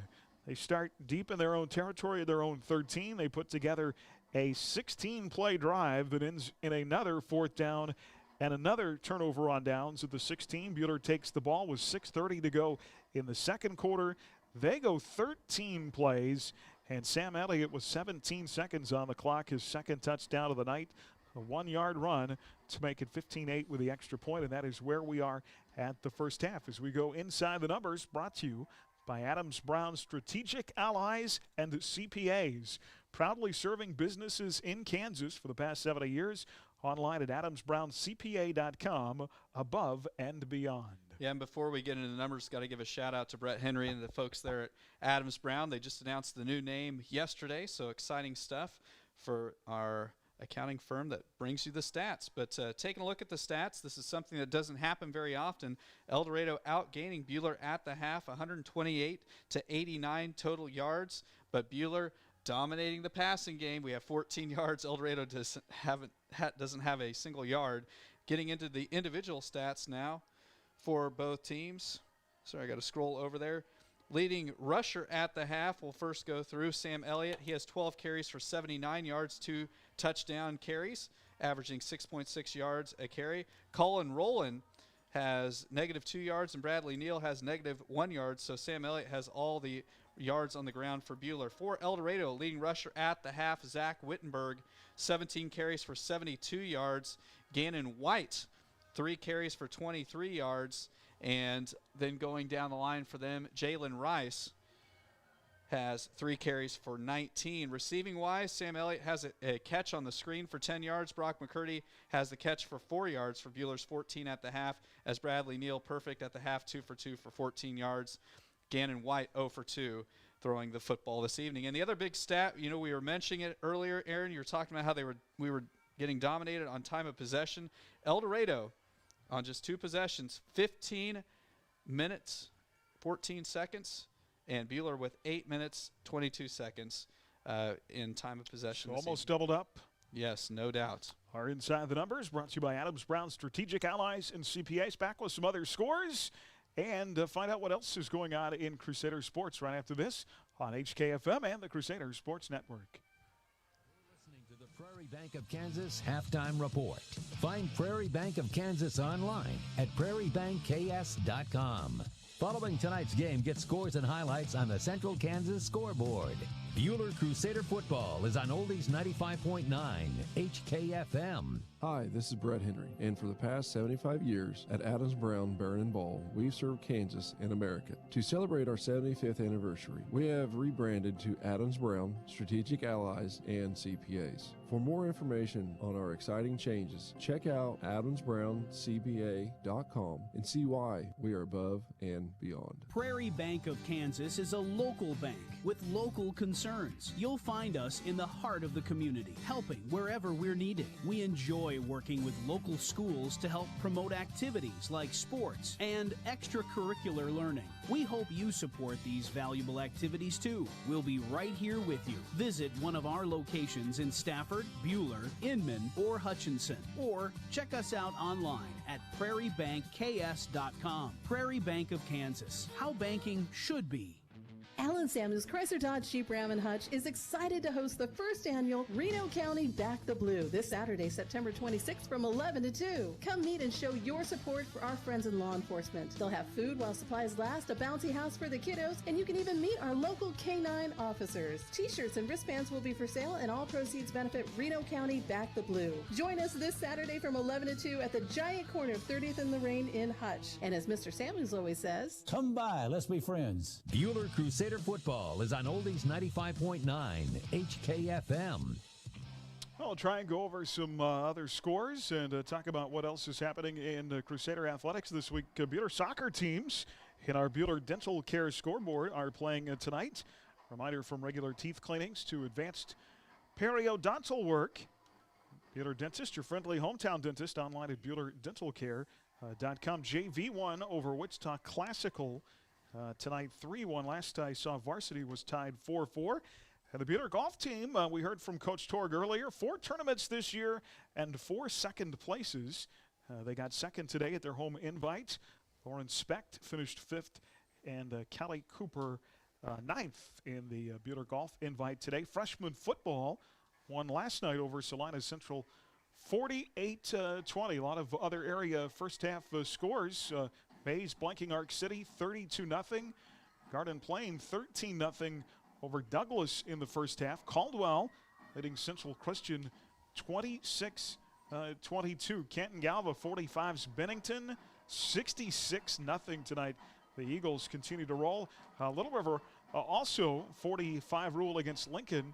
50-0. Little River and Canton Galva play next week. Halftime scores: Rose Hill 28, Augusta 14, Goddard 13, Andover Central 7, McPherson 21, Winfield 0 in the first half. Collegiate leading Heston 3-0, and Valley Center over Salina Central 14-0. Christopher, I believe you said that Newton was giving Hutch a game tonight. Yes, last score we have out of the Newton-Hutch game was 21-14. Hutch leading Newton. And taking a look at some of the other scores elsewhere on the Ad Astra Sports Network, up the dial or down the dial at 94.7 KSKU, Central Plains all over the Chase Cats 42-6. Last score we have from Buhler Field in Lyons on Kansas Rocks 100.3 KNCS. Trinity Catholic, 5th ranked team in Class 2A, leading Lions 29-0 on homecoming night. And the last score we have from Hessfield at Halstead, the Andale Indians, the number 1 team in Class 3A, on Kicks Country 106 up on Halstead 30-0. That was a late second quarter score. I want to wish our Buhler volleyball team good luck tomorrow. They KVA rankings came out midweek, up to 4th in Class 4A there in a tough stretch where 5 of 6 opponents are ranked. They go to Newton tomorrow to begin play at 8:30, a field that includes Andale, Hutch, and McPherson. Good luck to our volleyball team. And congratulations to our Buhler cheerleaders selected as NCAA All-Americans. Riley Cannon, Maya Clark, Allison Willem, Karis Heinlein, and Kelsey Spann. Congratulations to them. 15-8 here at the half from PG Product Stadium. And we'll get you set for the second half. Coming up next, our Prairie Bank of Kansas halftime report on HKFM and the Crusaders Sports Network. Kansas halftime report. The second half kickoff is coming up next. Crusader football is streaming online at adastraradio.com and on your smartphone or tablet with the Ad Astra Radio app. For more than 90 years, Hutchinson Community College has been the premier 2-year educational institution in Kansas, offering the highest quality education at an exceptional value. Schedule a personal campus tour today. Visit hutchcc.edu/campus tour. When you're running a business, you don't have time for internet that slows you down. IdeaTech is here to bring your business internet freedom. Freedom from high prices, freedom from slow service, and freedom from bad customer support. If you're ready to do business with a local company that cares about you, give IdeaTech a call at 620-543-5000 or visit ideatech.com and contact us through the Hook Me Up button on the homepage. Your internet freedom awaits. Did you know that the evaporated salt produced at your local Cargill salt facility is among the purest of all salts? Cargill Salt of Hutch is proud to support the schools of Reno County. Collaborate, create, succeed. Cargill Salt of Hutchinson. Buhler Crusader football is on Oldies 95.9 HKFM. And back here as we get ready for the second half, Buhler up 15-8. How important, fellas, this first drive of the second half? Buhler's going to have the ball up a score. If they can get up 2 or 3 on El Dorado, I think that really helps their cause. Yeah, you talked about it, Aaron, during the halftime break when we were off the air. You know, this El Dorado offense is not a quick strike offense. It's not built to come from behind. And if Buhler can get them down 3 scores, it'll be fun to see Gannon White try to sling it around against this Buhler Black Knight defense. I don't know how fun it'll be for Gannon White, but well, I'm fun for us. But we'll hope for the best. See if Buhler can put together a good drive. Coach Warner and I talked Monday night about the importance of that 100-yard rusher every night. Sam at 79, you think he should be able to get to 100 in the second half. Short kick against the win for El Dorado. It's going to be taken at the 25. Return near side 35-40. And on the return, Carson Moeller for the Crusaders. Good field position inside the 40 at the 42 here, fellas. I'm kind of surprised that El Dorado did not take the wind. I guess they won it in the fourth quarter, but with their ground attack, I don't know what good that, they could get blown out here literally in the third quarter. Good return there by Carson Moeller. Yeah, very nice return for Carson. And the ball at the 42, the left hash mark. Buhler going right to left here in the third quarter out of the I formation. Brad, the line is tight end Van Bruggen up on the right side. And a handoff to Sam Elliott, 79 yards in the first half of the 45. Bounces to the outside, 50 into El Dorado territory, 45 inside the 45 to the 43. Yeah, nice stiff arm by. Yes, by Sam Elliott. And I tell you what, I've talked about Colin Rowland a couple other times. Colin Rowland had a devastating block on Zach Wittenberg where he flat pancaked him. And that really, Rowland is doing a great job blocking on the edge tonight for Buhler. That'll leave 15 yards on that carry and a first down for Sam Elliott.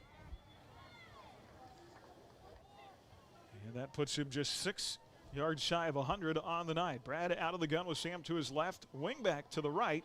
Here is Elliott. And forward progress to the 40. He picks up 3 on first down. And a sign of good things for Buehler. I mean, El Dorado is going straight man in their secondary coverage, so Buehler is doing this against an absolutely jam-packed box. El Dorado that time with 9 guys in the box. I think a nice, long, sustained drive, as Coach famously says all the time, and take the time off the clock, keep the El Dorado offense on the sideline. 97 yards now on the night for Sam Elliott. It'll be 2nd and 7 at the 40 out of the I formation. Single receivers either side. Here's Elliott. He's got 100. Cutback. Oh, and his own Nice. player tripped him up. Cut back to the left. He started right, cut back left, across the 35 down to the 34, moved the chains, and a gain of 6. And here I was just complimenting Colin Rowland, but Colin did his job. It was Sam Elliott. But I tell you what, anytime you can see a tailback with his hand on the fullback leading his way through the hole, that's a thing of beauty. So we have 3rd down and 1, and see if Buehler can just keep this momentum going. 10:40 to go in the 3rd and a 15-8 game out of the I formation. 3rd and short for the Crusaders. Rolling inside handoff, 30, breaks through a tackle, 25-20, still on his feet, takes a man with him all the way down to near the 11-yard line. What a carry, just the 2nd of the night by Colin Rowland, but he got his money's worth on that one. Well, it's just like El Dorado. Run, and then throw. You know, Buehler, run with Sam Elliott, and then all of a sudden give it to the fullback. Rowland picks up a nice game. And Rowland really showing some strength as he Drew Veach, a 180-pound sophomore, about 10 yards at the end of that carry. 22 yards on the carry. Down to the 12-yard line. It'll be 1st and 10. And handoff to Elliott. Up the middle, into the end zone. Touchdown, untouched for Elliott. 3rd of the night for the Crusaders. Nice cutback. Yeah, he did a great job of reading the blocks, and then when he saw the cutback, just taking it to the house. And anytime your tailback can just waltz into the end zone and let the guys come down and congratulate him at the end of the drive, it's a good sign. I don't think that's a waltz. You can call it as whatever you want, as long as it comes. I didn't see the Tennessee waltz out there. I saw a nice run into the end zone. As long as it comes with 6 points. Call it whatever you want. Weiscarver on for the PAT. Boots it through, and Buehler with a 2-score lead for the first time tonight. 10:05 to go in the 3rd. 22-8 here on HKFM and the Crusaders Sports Network.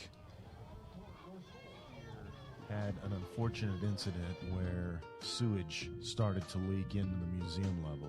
Given that we are supposed to care for and protect historic artifacts, we immediately called Phoenix Restoration because we knew Ryan and his team, they would work with us and get the situation eliminated so we could continue our operation. Reno County's only locally owned fire and water restoration company is Phoenix Restoration. They'll help you rise again after your disaster. Online at phoenixrestoration.com.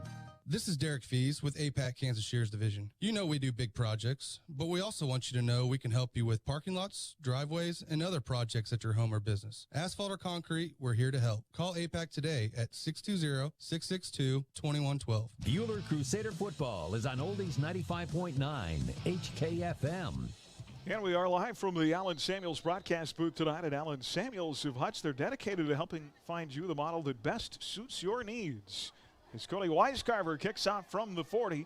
It'll be taken at the 4-yard line, returned by Sundgren, across the 15, across the 20, and up to the 25. That is where El Dorado will start their next drive of their own. 25 down, 2 scores with 9:59 to go in the 3rd.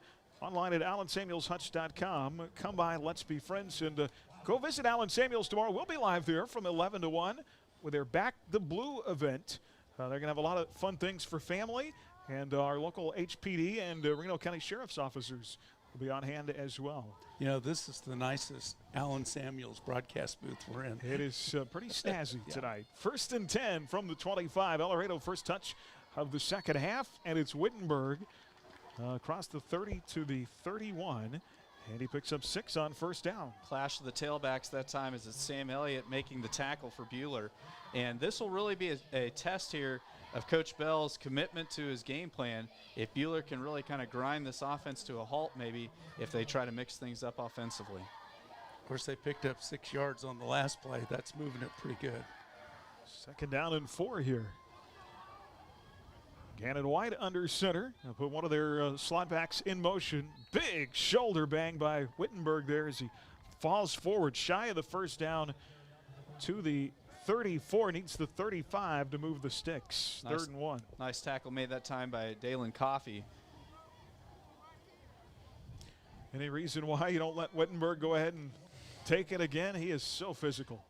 Well, he's so tall, too. He could just fall across the line of scrimmage and pick up the first down. I don't think he's a kid that's going to be able to play somewhere next year. As a senior, 3rd and 1 for the Wildcats. And there he is, Wittenberg, using the left side of his offensive line forward to the 39, and they'll move the sticks. 1st and 10, El Dorado. He kind of reminds me of that running back out at Ulysses who went on to play at K-State. Ian Rudzik. Yep. We nicknamed him the Tank. He was pretty good.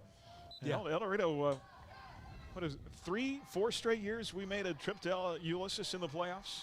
214 miles from my house to the stadium and Ulysses. Not a lot in between.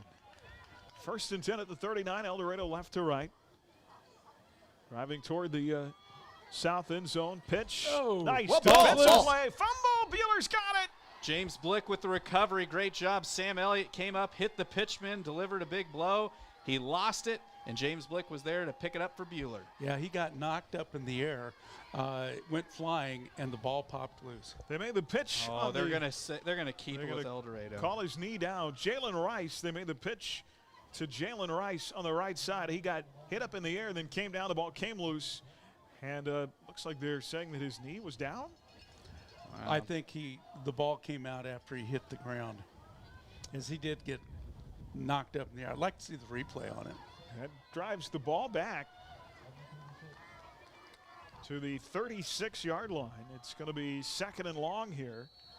And a carry straight ahead across the 40 to the 41 by Wittenberg.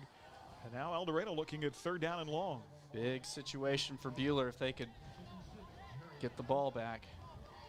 Yeah, about 3rd down and about 8.5 yards to go. So we'll call it 3rd and 8, 7:37 to go here in the 3rd. Buehler scored on their first drive of the 3rd quarter. Make it 22-8 with the extra point. 3rd and 9 here from the 41. From the right hash mark, Wildcats will snap it. Pitch play to the outside, 45-50, 45-40. And finally, Drew Veach drugged down and out of bounds for the Crusaders. Cameron Campbell made a touchdown-saving tackle on that play. That's his 2nd one of the night. A big hole on the right side for Drew Veach into Buehler territory and forward to the 33-yard line. It'll be 1st and 10. Well, Zach Wittenberg just draws so many defensive eyes towards him, and when they faked the dive up the gut, the Buehler defense collapsed around him, and there was a seam on the near side. That is a 26-yard play. 1st and 10, Wildcats. Wittenberg back up the middle. Boy, for a big guy across the 30 to the 27, he'll pick up about 5 on first down. For a big guy at 6'2", I'm impressed with how low he can get his center of gravity. He's done a better job of hitting the line a little lower than he was earlier on. Touched in with the tackle for Buehler. Ball sits at the 28, 5 yards. It'll be 2nd and 5 as Javon Sundgren checks back into the game for El Dorado. Buehler up 22-8, 6:28 now to go in the 3rd. Crusaders on the road in Butler County again next Friday at Augusta. El Dorado goes on the road to McPherson. 2nd down and 5 out of the flex. White wants to throw, looks near side. It is caught wide open at the 10. Boy, that ball was in the air forever, very wobbly, but Javon Sundgren, nobody was around him, and he found it at the 10-yard line, 1st and goal. Nobody expected him to throw. The ball was hanging in the air forever. Kind of a wounded duck, but it's a completion, and it's 1st and goal. Yeah, our corner on the near side left his man and went downfield to follow Barry Summers. Yeah, I was watching Sundgren. He stood at the 10 forever before that ball came down. 1st and goal, El Dorado. 6 minutes to go in the 3rd. And it is Wittenberg across the 10 to the 8-yard line. Picks up 2 to the right side on 1st down. Well, let's hope the red zone woes continue for the Wildcats. It has been twice previous tonight. The red zone has not been kind to El Dorado. Yeah, Jarrett Christensen with the tackle there for Buehler. Their only score came early in the game on a fumble by Buehler in the end zone, recovered by Connor Clausing.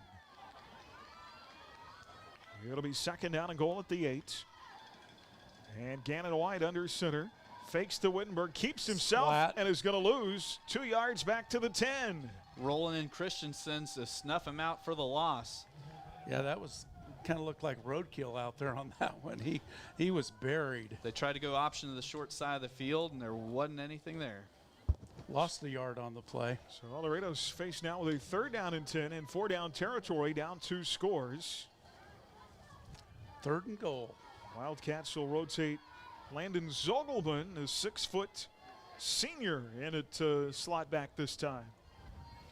3rd down and 10, 4:47 clock rolling in the 3rd. 22-8 Crusaders out of the flex bone. White takes the snap. Oh, great and tackle. gives the pitch. Didn't sell the fake that time to Jalen Rice. And Rice is brought down for a loss back to the 14 of 4 yards. Brock McCurdy, the big tackle for a loss. And so the red zone woes get worse. Well, when you know they're not going to throw, you can bring pressure with your D-backs, and it worked that time. Yeah, 4th and goal from almost the 15-yard line. If I was Buehler, I'd be ready for a reverse or something strange here. Maybe a strange pass. They're taking a long time to get this play in, which means it's probably something unique. Well, all you have to do here is keep them out of the end zone. Even if they complete some kind of a pass, just got to keep them away from the goal line. 4th and goal at the 14. And Gannon fakes, keeps. Gannon White going to be stopped at the 12. And for a 3rd time tonight in the Buehler red zone, El Dorado turns the ball over on downs. The Black Knight defense is bent but not broken tonight. And great job by them kind of bristling the hairs on the back of their neck to get the stop there. I think the Crusaders can put together a scoring drive. The Wildcats will be broken at that point in time.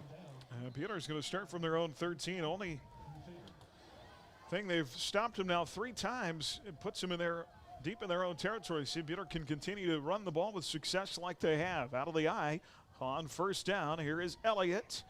And stopped right close to the line of scrimmage. It'll be no gain for Sam at the 13. Yeah, Ethan Downing grabbed Elliott by his trousers and would not let go. Fortunately, his trousers stayed up. And Cliff, you Yes. named the red zone last week the maroon zone. That's right. Maybe it should be the maroon zone because Buehler is both offense and defense pounding El Dorado. You guys, with your video, do you have one of those fancy effects that you can actually make it Change maroon the color. on the screen? I wish. 2nd down and 10. They stay in the eye. Handoff, fullback up the middle, 20, Big 25, hole. 30, still going. He's got the 35, corner. 40 at the edge, 45, 50 into El Dorado territory. Biggest run of the season for fullback Colin Rowland. 1st down in Wildcat territory at the 48. Just a little fullback counter that time, and the whole El Dorado defense just watching Sam Elliott with intent eyes, and Rowland gashes him for the big carry across midfield. Yeah, about 37 yards or so on that carry. 39 for Colin Rowland, easily his biggest play of the season. I don't think Sam Elliott has a run of that length. But to get extra yardage, you had to unhook the trailer. Sam's longest run of the night was run of the year, 34. That one, 39. 1st and 10 at the 48. What a run out of the eye. 1st down. Back to Elliott across the 35 and up to the 42-yard line. This is basically El Dorado running team, and Coach Warner saying, hey, anything you can do, we can do better. You know, Coach Warner has had great usage of the fullbacks. That's kind of a mark of his coaching. A big help up the middle by our senior spotlight. We'll talk a little bit about Gabe Barnes, senior quick guard here in the 2nd. Yeah, I thought it was Cliff Barnes. He was the guard that had the big pulling block that time. 2nd and 5 out of the I formation. 2 receivers left. This time Brad is going to go back to the ground. Inside cut by Elliott. 1st down. Another cut. 35, 30 to the outside. 20, 15, 10, 5 at the pylon.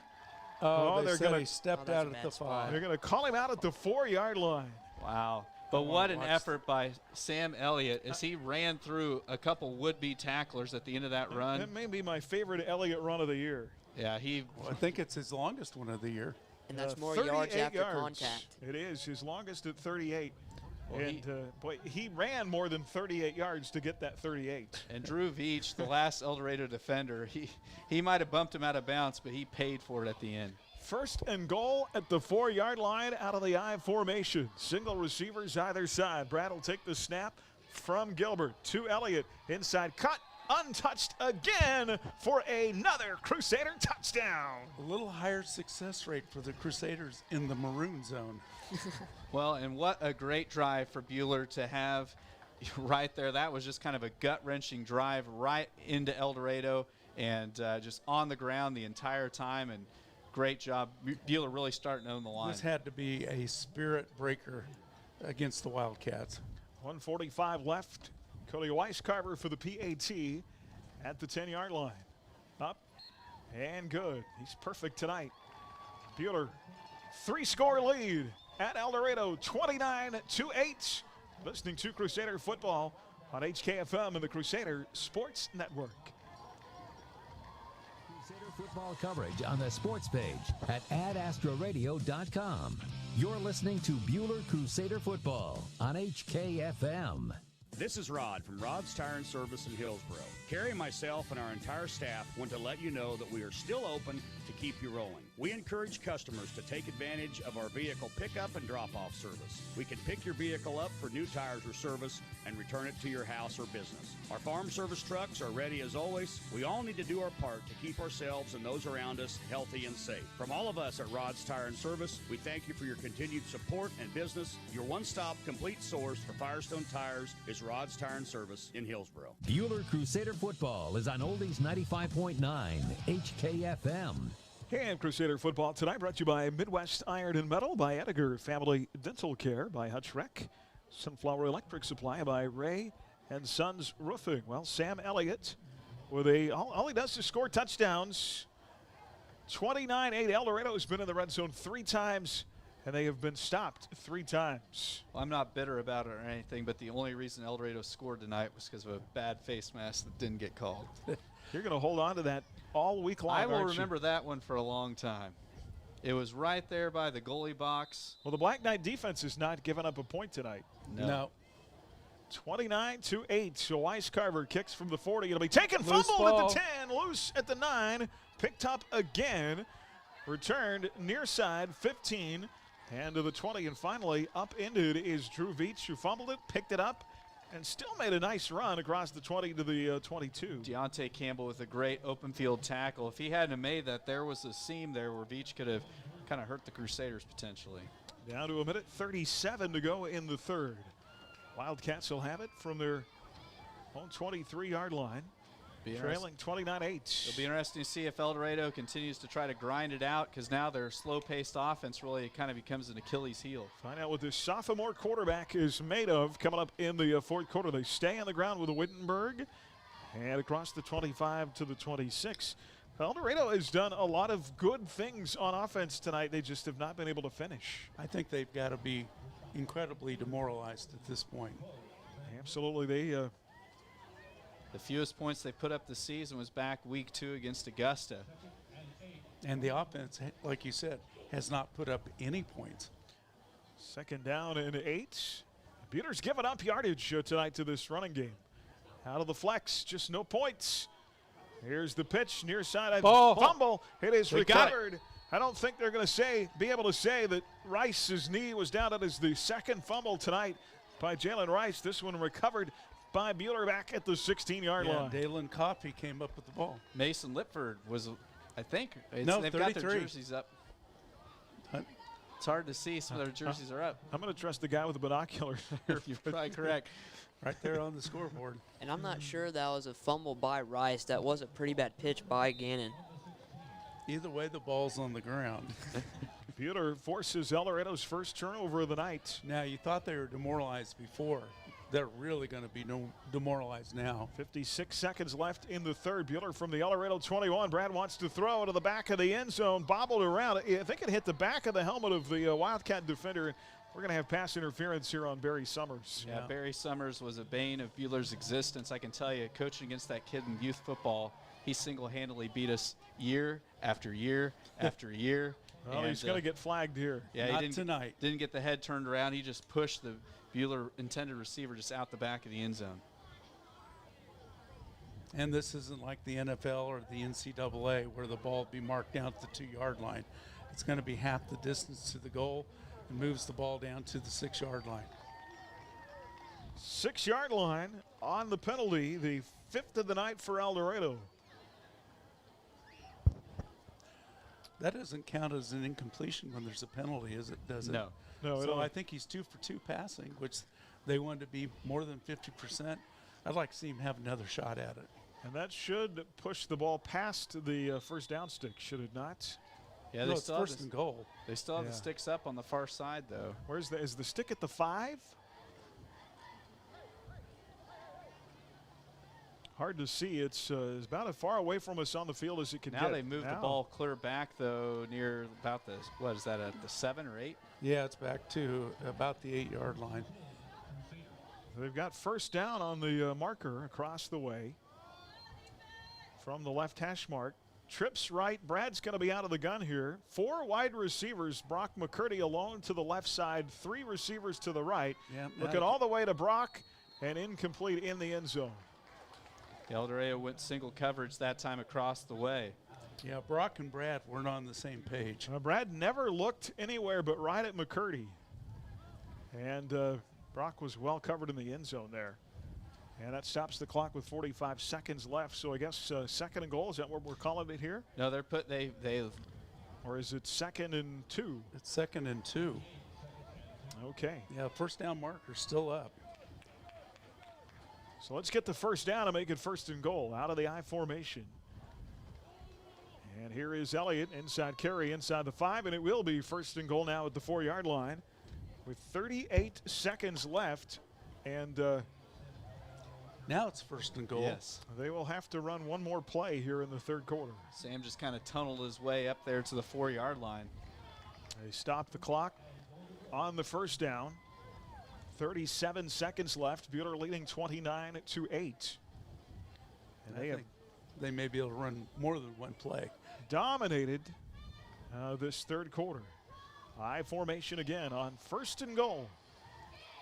Single receivers either side. It'll be the fullback Rowland following his blockers on the right side of the goal line. Touchdown. They won't have to run more than one because they're in the end zone. And Colin Rowland literally rolled across the goal line that time for 6.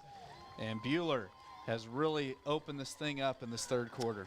You know, El Dorado, after just dominating, running the ball up and down the field, the inability to score is just got to be devastating to them.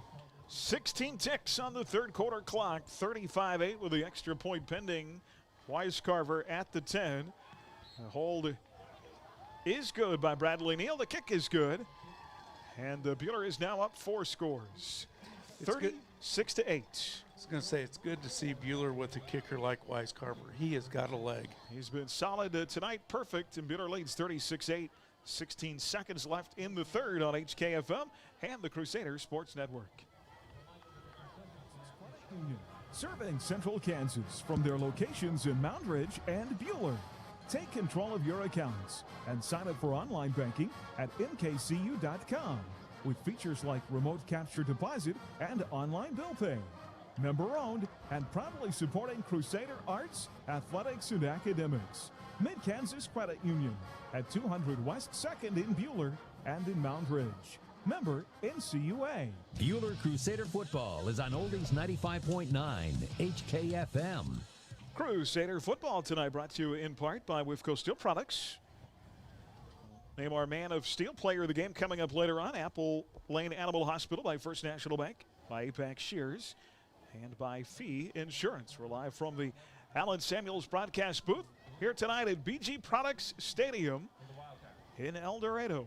It's kind of nice. We get to kick off with the wind at our back. That's huge. Should be a touchback, I would guess. And the ball falls off the tee at the 40. Weiscarver. And I think this is going to be a long, long 4th quarter for El Dorado. Down 36-8. Nice kick by Weiscarver to the far side. Fumbled again at the 7. Picked up. Return far side 20. 25 to the outside of the 28. Boy, Drew Veach has got some speed. He's had trouble catching the ball tonight, but once he gets going, he's pretty quick. Down to the 28-yard line. Gavin Patton with the tackle that time for Buehler. But, yeah, Veach, I kind of get a little bit nervous because Buehler having some trouble staying in their lanes. But Gavin with the good tackle there. He's 6'1", 180, and just a sophomore. And he's fast. He's got some wheels. 1st and 10 at the 28-yard line for El Dorado. Out of the flex bone. This will be the likely final play of the third quarter, and it's to Wittenberg across the 30. And forward progress to the 34, and that'll run us to 0. End of third. What a third quarter for Buehler. We went into halftime with a 15-8 score. We go out of the third, and the Crusaders up 36-8 here from the Allen Samuels broadcast booth on HKFM of the Crusaders Sports Network. 21 to from the store and not being satisfied? Impress your family with choice grade steaks from Jackson Meat.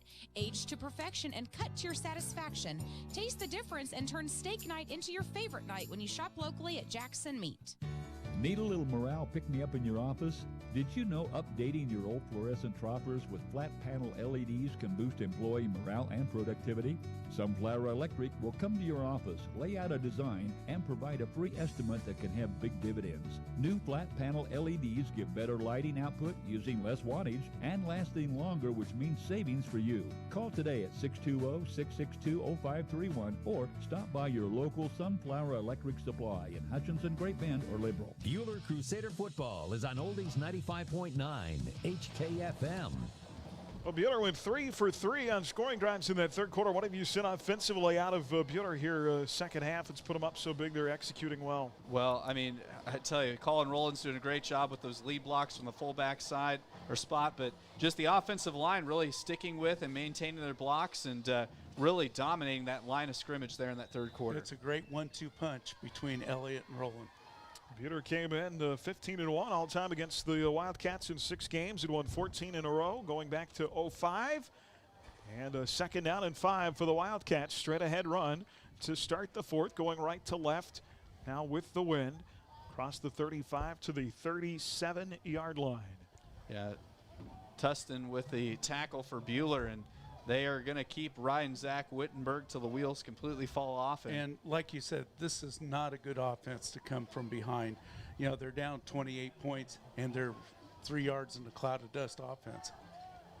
3rd and 1 with 11:30 left in the game. It is 36-8. Out of the flex. And Wittenberg again, big hole, 40, 45, and brought down at the 47. So if you're the head coach, it's 10 yards for Wittenberg. Where are you mentally? I mean, somewhere in the back of your mind, you know you ain't coming back from this, most likely. Do you just keep working on what you do to try and get better?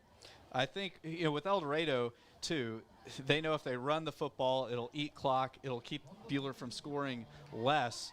So, I mean, I think they're just going to keep trying to pound away with Wittenberg and try to get what they can get. 10 yards on that play, 1st and 10, Wildcats. And a scramble to the near side on the keeper and eaten up by Brock McCurdy and company. Back behind the 45 at the 44. So it's a loss of 2 by Gannon White. And Matthew Eddy in on the stop as well. And, yeah, Gannon White, anytime he tries to take it outside, it doesn't end well for him. Good to see Matthew Eddy, who's maybe a future QB for the Crusaders. We'll see how things play out. He is such a fun kid to watch on Monday nights in JV. He's a gunslinger. He can move well and has really nice touch. Kid can sling it, I'll tell you that. 2nd and 12, inside carry to the fullback. Wittenberg again, back across the 45 and back up to the 47-yard line. He'll pick up 3 there, and the Wildcats facing a 3rd down and about 8 here. Be big if Buehler could try to hold him here. I bet you El Dorado might be tempted to go for it at midfield if they can get any positive yardage here on 3rd. Supposed to be near 90 tomorrow, then 70s Sunday, 60s Monday. Fall is coming. Buehler trying to keep doing what they do, and that's beat El Dorado. 36-8, they lead it, 9:44 to go in the 4th. Wildcats out of the flex on 3rd and 8, and play will be stopped for a timeout by the Wildcats. 9:39 left. Buehler up with 3 touchdowns in the third, 36-8 on HKFM and the Crusaders Sports Network. On your smartphone or tablet with the Ad Astra radio app, Buehler Crusader Football is on Oldies 95.9 HKFM. Do you bleed maroon and white? Do you want to help the students of BHS in their extracurricular activities? The Buehler High Booster Club helps support hundreds of students each year. To join, stop by the Buehler Closet at any home game or email BuehlerBoosterClub@gmail.com. Buehler Crusader Football is on Oldies 95.9 HKFM. And Crusader Football tonight brought to you in part by H&R Block, by Cargill Salt, also by Crable Tree Clearing, by the Sheila Metzger Agency, and by Midway Motors. 36-8. We get to come back to Butler County next Friday night at Augusta, then home McPherson, home Wellington, and we wrap up the 8-week regular season at Circle on October the 23rd. For El Dorado, they go to McPherson next week, then home against Wellington, and Circle, they finish up at Winfield. The crazy thing, you mentioned El Dorado was sitting 4th in the West coming into tonight's game. I really think they can finish with a winning record for the first time in many, many years. Near side run, forward progress to the 48, and a gain of 1. You don't expect them to win against McPherson, but I think they can win out against Wellington, Circle, and Winfield. I completely agree. Of course, that Circle game is always a hard-fought game between these two nearby rivals. 49-yard line, and it's going to be 4th down. And they are about 5 miles apart? Yeah, they are not very far, and it looks like El Dorado's lining up to punt, but El Dorado has not punted tonight, but the big guy's in. 6'4", 265, Gavin Bell with a big right leg and nobody back to return, and that's going to roll all the way out of the back of the end zone. Yep, we'll take that wind carrying it across the line because, yeah, you'd hate to see that punt just die inside the 10. Remember a couple of years ago, Mulvane had one of their offensive linemen as their punter. He was a huge dude, like 6'5", 6'6". Oh, he was over 3 bills. Yeah, he was 325 or something like that. Yeah, when you're talking about big kickers, I instantly thought of that young man, and I can't recall his name. Of course, those pictures of Andy Reid in the punt, pass, and kick, he was so huge compared to the other kids in his age. Yeah, he is. He was going with the face shield first couple of weeks, and he'd have to get it wiped off his shield to get all fogged up. Though the last game worked pretty well out at SoFi Stadium. Yeah. 8:52 left here in the 4th. Buehler from their own 20, leading 36-8.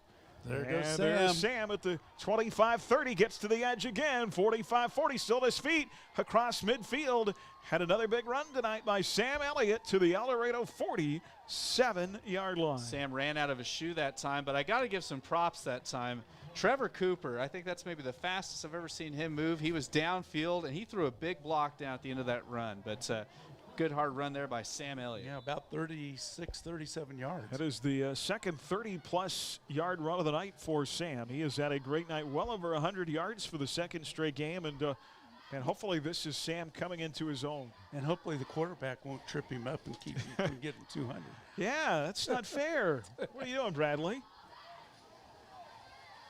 1st and 10 at the 46. There he goes. Another big hole for No, Sam. that's not Sam. It's not. Gavin It's Gavin Patton. Patton in at running back.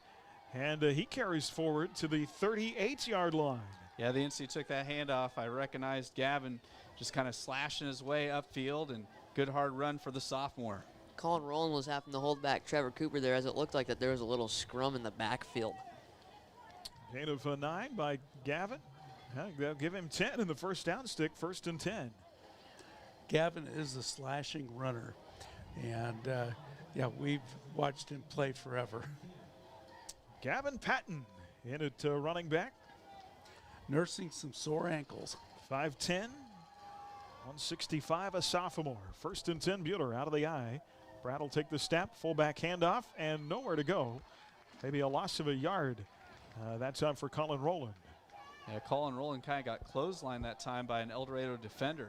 Well, I think Sam Elliott's earned the right to take the rest of the night off. Yeah, he's had a heck of a night and done a great job and really showed some nice vision on some of his cutbacks tonight and Yeah, has had a fantastic evening. Levi Atherton is going to check in at fullback now, the 6 foot 190 junior, as Roland will go out. 7:15 left in the game on second down. Brad will hand it off. And Patton trying the right side, no gain, 3rd down and 10. I had a little collision there with the pulling guard, Gabe Barnes. And Chris, like you said, with his vision, Coach Warner was right before the first week game against Goddard of how his vision has gotten a lot better with the field. And Buehler has done well tonight against this 3-4 defense with the blitzing linebackers. Well, wrestling's kind of the polar opposite of football, where in wrestling you're looking for the contact. Yeah. And here you're trying to avoid it. 3rd down and 10, 6:38 left. 36-8 Crusaders. I formation for Buehler on 3rd down against the 3-4 defense. And Patton with a near side run to the 30. That'll bring up a 4th down. Well, might as well go for it here, huh? Yeah, there's, too long for a field goal, especially into the wind. Punting wise, they might try to coffin corner here. They're bringing on.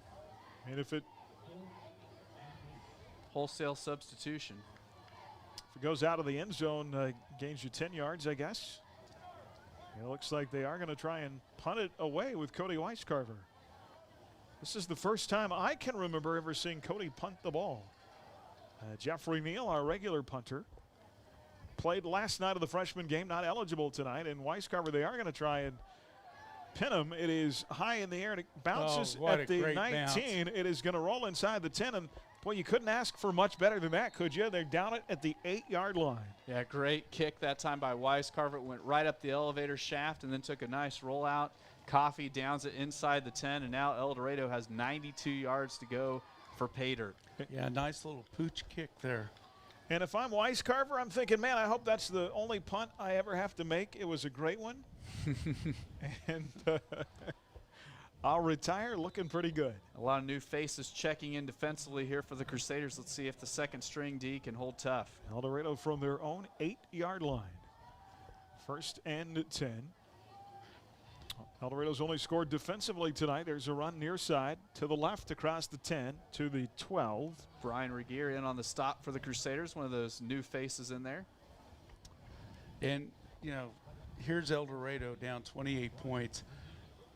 5 minutes left to go in the game and more 3 yards in a cloud of dust offense. Zach Wittenberg is going to have to come out of the game. I think, did his helmet come off? He's carrying it as he goes out of bounds. Yeah, I think the only way Wittenberg comes out of a game is if that happens, his helmet comes off. Avante Wade replaces him. Avante Wade, 6 foot 210, is a senior. 2nd down. And nothing there at the line of scrimmage and dropped back across the 15 to the 16-yard line. Nice tackle by Matthew Eddy coming up and making the stop. Check that at the 14-yard line is where they stop him. It'll be 3rd down and 6.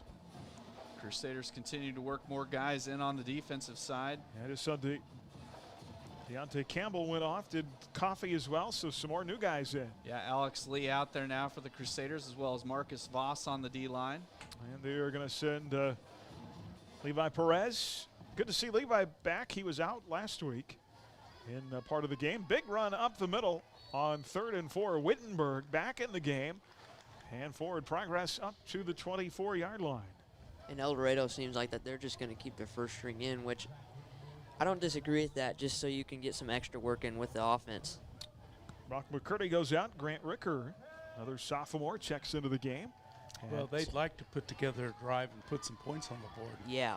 Cody Weiscarver also in there, along with Javon Ostrom now at defensive back on a 1st and 10.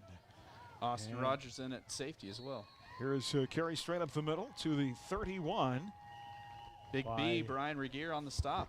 Zach Wittenberg picks up 5 on 1st down, 2nd and 5, 3:37 left. See Carson Buhler in there at a linebacker position now. Let's try and get as many of these guys as we can. Recognize their contribution. 2nd and 5 at the 29. Right to left is El Dorado. And up the middle, first carry of the night for Avante Wade. And gets a 1st down to the 41-yard line, picks up 10 yards. Gavin Patton, the outside linebacker, making the stop for Buehler. This Black Knight defense, the second string. A lot of these guys will play JV on Monday. They want to preserve this defensive shutout. Only score is defensively for El Dorado tonight. 1st and 10. Inside carry by Wade, a hard hitter across the 45. He does a lot of what Wittenberg does, just banging around down to the 48 in a gain of 9. Patton coming up to make the stop for Buehler as the clock continues to roll. 2:43. Do they have a 2-minute offense here? I think it's it's more like a 12-minute offense. Feed Avante Wade. Yeah, he's done well since he's come in the game. 2nd and about 2. And here is Wade again across the 50. So it appears Wittenberg is done for the night. And that'll move the chains into Buehler territory at the 48-yard line. 2:22 left. Ryan Regier in on the stop for Buehler as the clock continues to tick away. 36-8. Buehler went 3 for 3 in the 3rd quarter. They have 5 touchdowns tonight. And back to Avante Wade. Big hole up the middle across the 40. Drags a Crusader defender with him down to the 37-yard line. Picks up 11 yards. Avante Wade seems to be a little quicker. He's very than Wittenberg. explosive. Yeah, Austin Rogers, one of the safeties, having to come up and make the stop for Buehler there. He's about 2 inches shorter, but 210, so equaling weight, maybe a little quicker, is Avante Wade, the senior. Again. Ball came loose right at the end. You okay there, Christopher? I'm sorry. Just got excited because, I mean, El Dorado, that would have been one way to stop him. Fumble down to the 35. Hearing check, everyone. Yeah, sorry about that. Well, we all did that. We all kind of said it at the same time. Yeah, there was triple.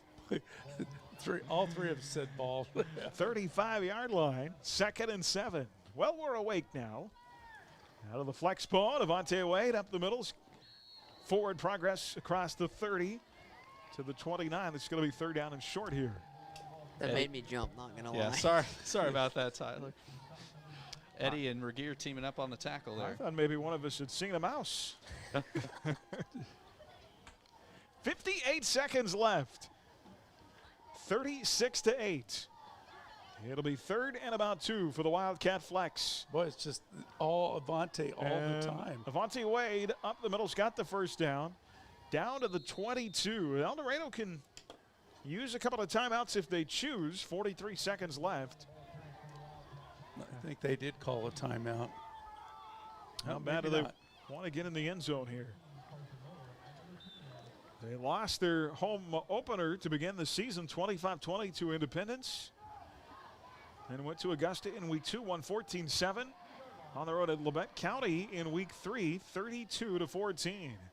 1st and 10, and they'll keep it on the ground. Forward progress down to the 12-yard line. That's about 6 yards here on 1st down for the Wildcats. Wesley Miller in on the stop for Buehler there.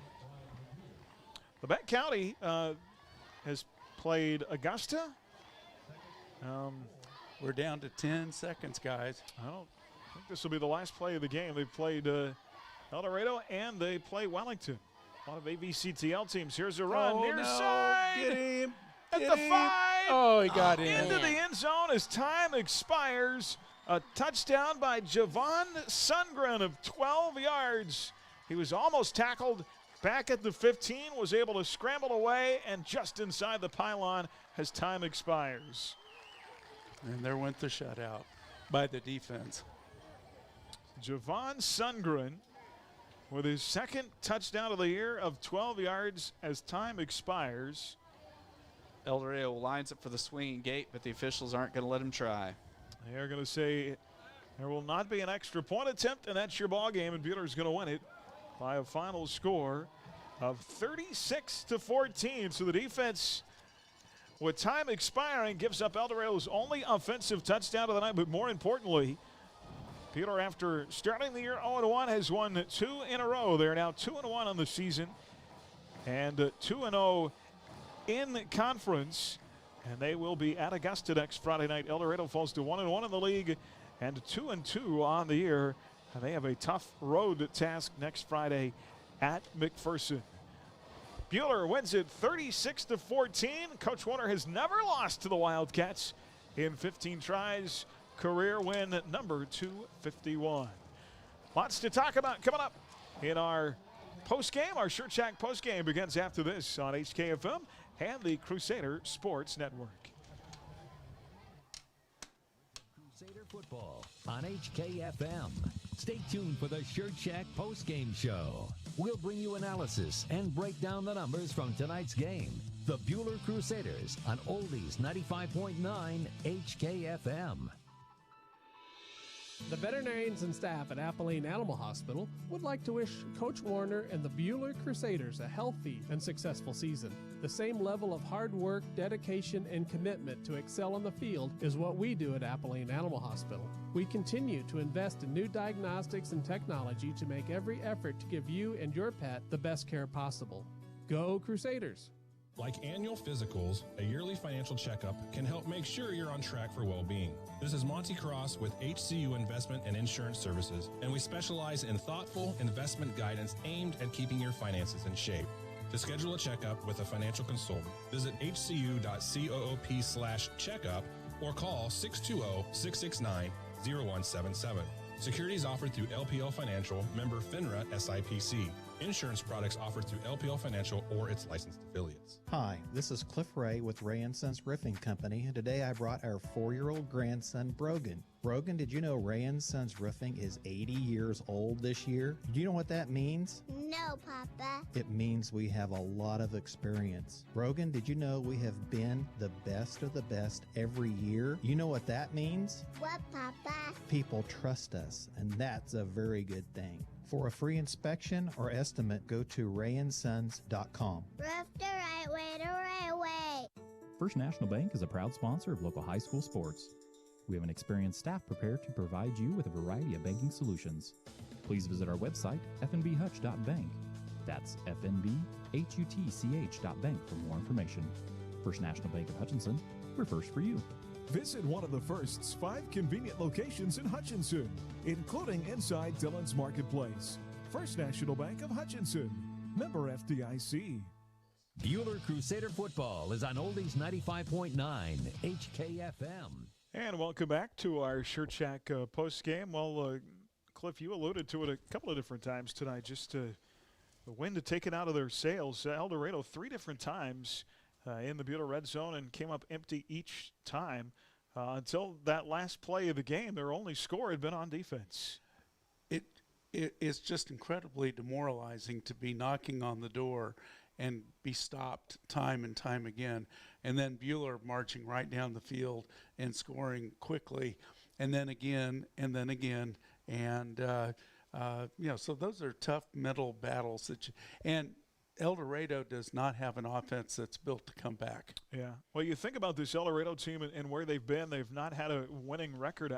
I don't know in the last 20 years. My records go back 15. And what Coach Wes Bell is trying to build here, and I think he's off to a good start. But there is something to be said for any team.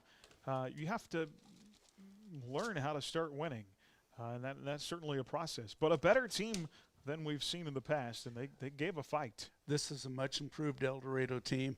Like you said, they could have a winning record for the season, and that would be a big accomplishment for them. Absolutely, and big night for Sam Elliott tonight. Love the way he ran the football, love the way his line blocked, and if we can see the Sam the rest of the year that we've seen now the last 2 weeks, that's going to spell a lot of success for this team. So. Yeah, Sam was very impressive. And Roland was very impressive also. He had some big plays tonight. Absolutely. All around for the Crusaders, it was an 8-0 game early after Brad Neal fumbled the ball in the end zone, recovered by Connor Clausing to make it 8-0 on a 2-point conversion with 2:06 to go in the first. And then Buehler answered right back, 2-play drive after a big kickoff return by Mason Lipford. Sam Elliott from 15 yards out with 90 seconds to go. Buehler converts the 2-point conversion to make it 8-8 with 90 seconds left in the first. Buehler would score one more time in the first half with 17 seconds to go. a 13-play drive that results in a 1-yard Elliott touchdown run. It was 15-8 at halftime, and then so important, Buehler got off to that great start in the third quarter. They went 3 for 3. They dominated that 12 minutes of football. And Coach Warner always wants to dominate the third quarter. That's when a lot of football games are won and lost. Yep. Is that third quarter. And Buehler, 2 more touchdowns by Sam. Colin Rowland had a TD in the third as well. And, of course, El Dorado, their only offensive scorer of the night, Javon Sudgren, scores as time expires against the second-string defense to make the final score 36-14. Feels good to be on the right side of 1-1, too. There's no doubt about it. And, no, this is definitely, you can see Buehler getting better each week, and that's what it's all about in the process, just getting a little bit better each week. And I think a big thing tonight, too, just the way the offensive line played and how well the offense gelled. I mean, that the defense has shown up week after week, but the offense is just continuing to get better. Well, they overcame adversity. Scary way to start the game, fumbling the ball in the end zone and giving up a touchdown. That's scary. And against a team that was moving the ball up and down the field.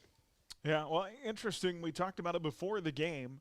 El Dorado had been an almost 90% run team through 3 games, and we kind of debated back and forth. Will they throw the ball tonight? Well, they really stuck to their guns, and they ran the football. So that's who they are. And, I guess they're going to ride that horse all the way through the end of the season. And I really do think, we were talking about looking ahead on El Dorado's schedule. Yes, McPherson next week is going to be incredibly difficult for him. But after that, the final 3 games of the regular season, those are all winnable games for El Dorado. And when you've been in a program that's won 2 games back-to-back years and a 4-game win total is one of the best they've had in recent history, they have a very good chance of having a winning record. And like you mentioned, with how lopsided the West is, they could possibly be a team that has a home game to begin the playoffs. Yeah, there are 7 teams out of the 16 of the West coming into tonight that did not win a game. And so it is very top-heavy in the western side of the bracket. And, that helps a team like Buehler in their positioning. They're going to come up into the playoffs short a game of some of those other teams. And so that's certainly going to help them. Yeah. Well, it's just bizarre how horrible the bottom half of the West is. Yeah. And that's, it goes in cycles, but the rest of the West is not very good. Well, I think outside of Bishop Miege, for several years we would have said the West is way better than the East. And the balance is now switched a little bit there with most of the top 5 being teams out of the East. Well, more to come here on our Shirt Shack postgame. We'll get you final numbers and hear from Coach on the way as well as we continue here on HKFM and the Crusader Sports Network. Visit the key stats with today's Mid-Kansas Credit Union game recap and hear from head coach Steve Warner.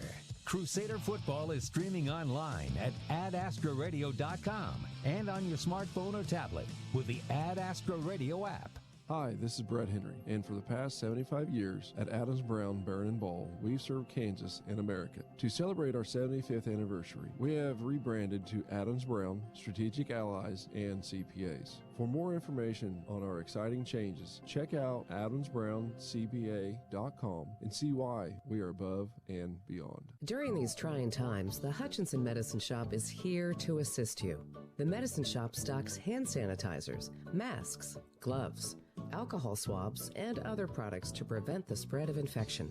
Keep your immune system healthy with zinc, echinacea, and vitamin C. The Hutchinson Medicine Shop has distributed 10,000 masks to our community, and we continue to have them available free. Thank you for everything you're doing to keep our community safe. The Hutchinson Medicine Shop in Midtown Hutch. My name is Jim Remar, and I'm President and Chief Operating Officer at the Cosmosphere. Working with Phoenix Restoration was great. They were quick to respond. They were reliable.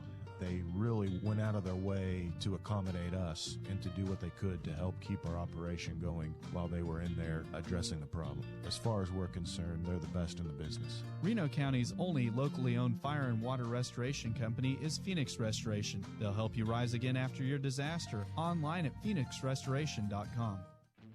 Allen Samuels Chrysler Dodge Jeep Ram and Hutch is excited to host the first annual Reno County Back the Blue this Saturday, September 26th from 11 to 2. Come meet and show your support for our friends in law enforcement. They'll have food while supplies last, a bouncy house for the kiddos, and you can even meet our local K-9 officers. T-shirts and wristbands will be for sale, and all proceeds benefit Reno County Back the Blue. Join us this Saturday from 11 to 2 at the giant corner of 30th and Lorraine in Hutch. And as Mr. Samuels always says, come by, let's be friends. Buehler Crusader football is on Oldies 95.9 HKFM. Well, we want to be sure and give credit as we recapped the game in our previous segment. 3 for 3 in scoring drives in the third quarter. That was really one of the big differences in the game for Buehler. Sam Elliott with 2 touchdowns in that third. He had 4 on the night and a touchdown for Colin Rowland.